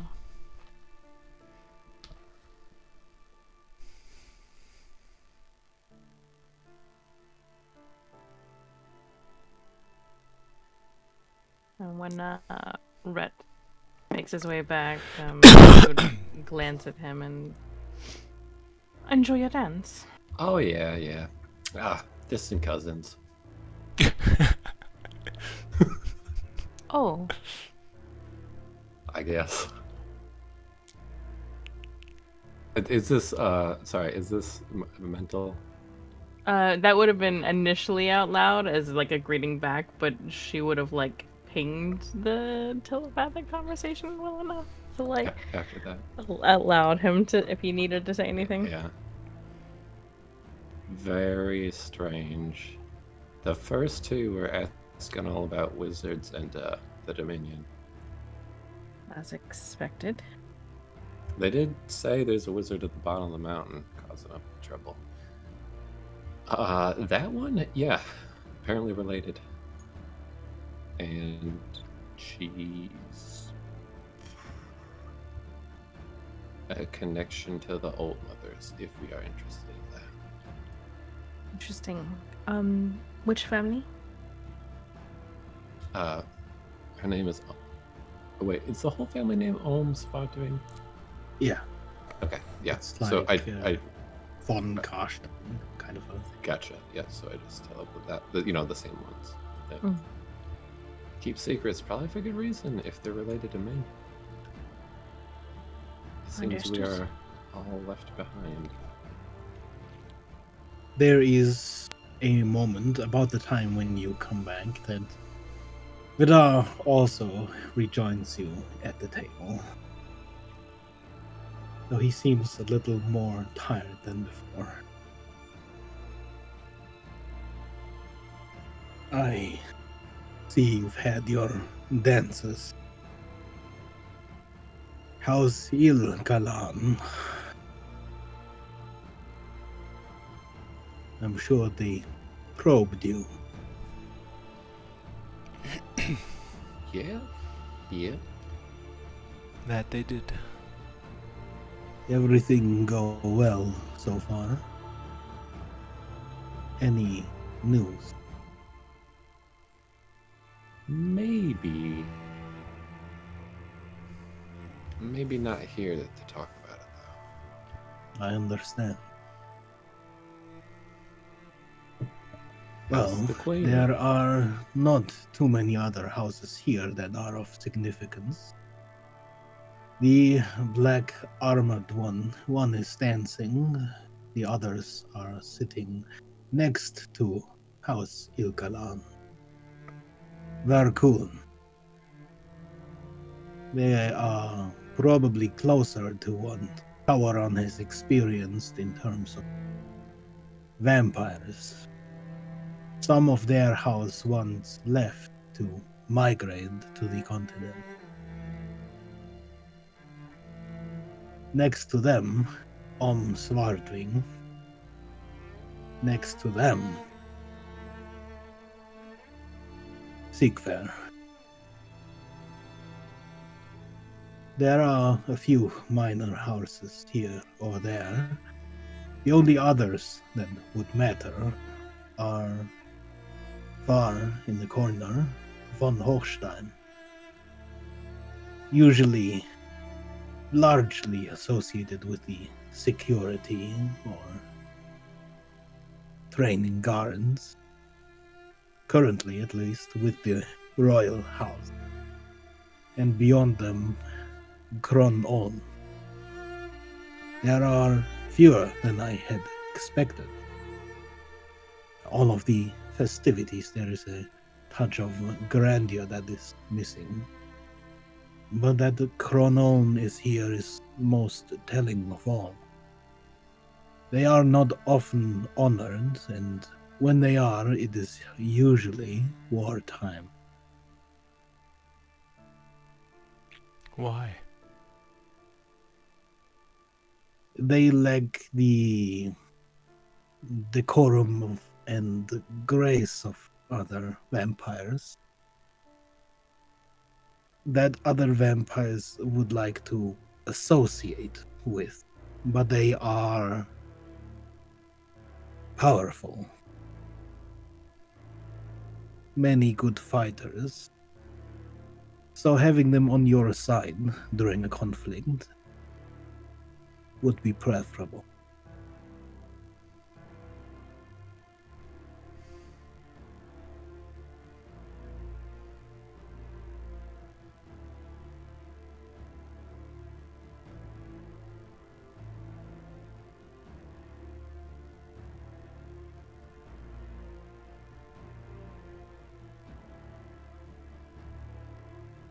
Is there What, anything else you had looked to do during the ball?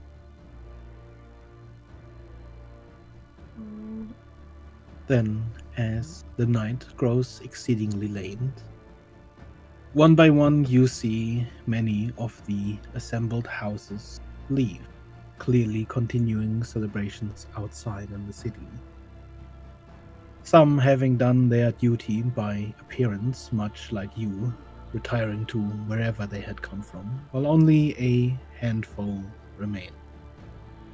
Those with a purpose, crowding more around the royal house than anywhere else.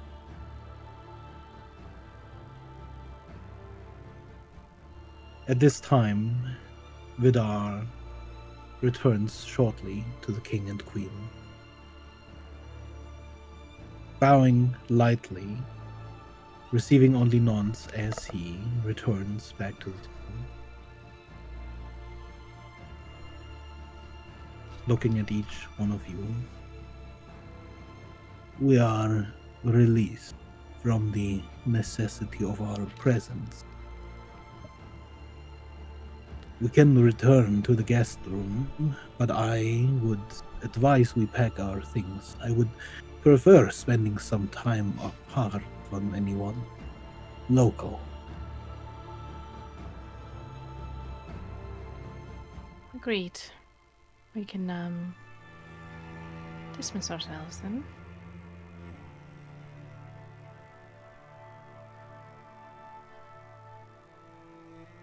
Then, for the time being, as the ballroom slowly empties out, you return to the dark.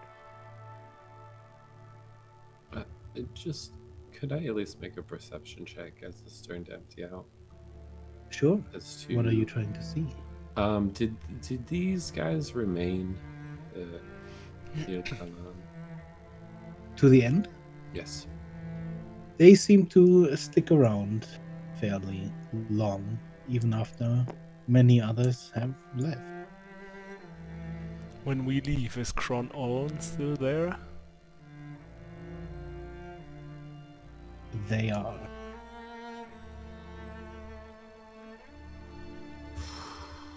When we pass them, I want to make eye contact.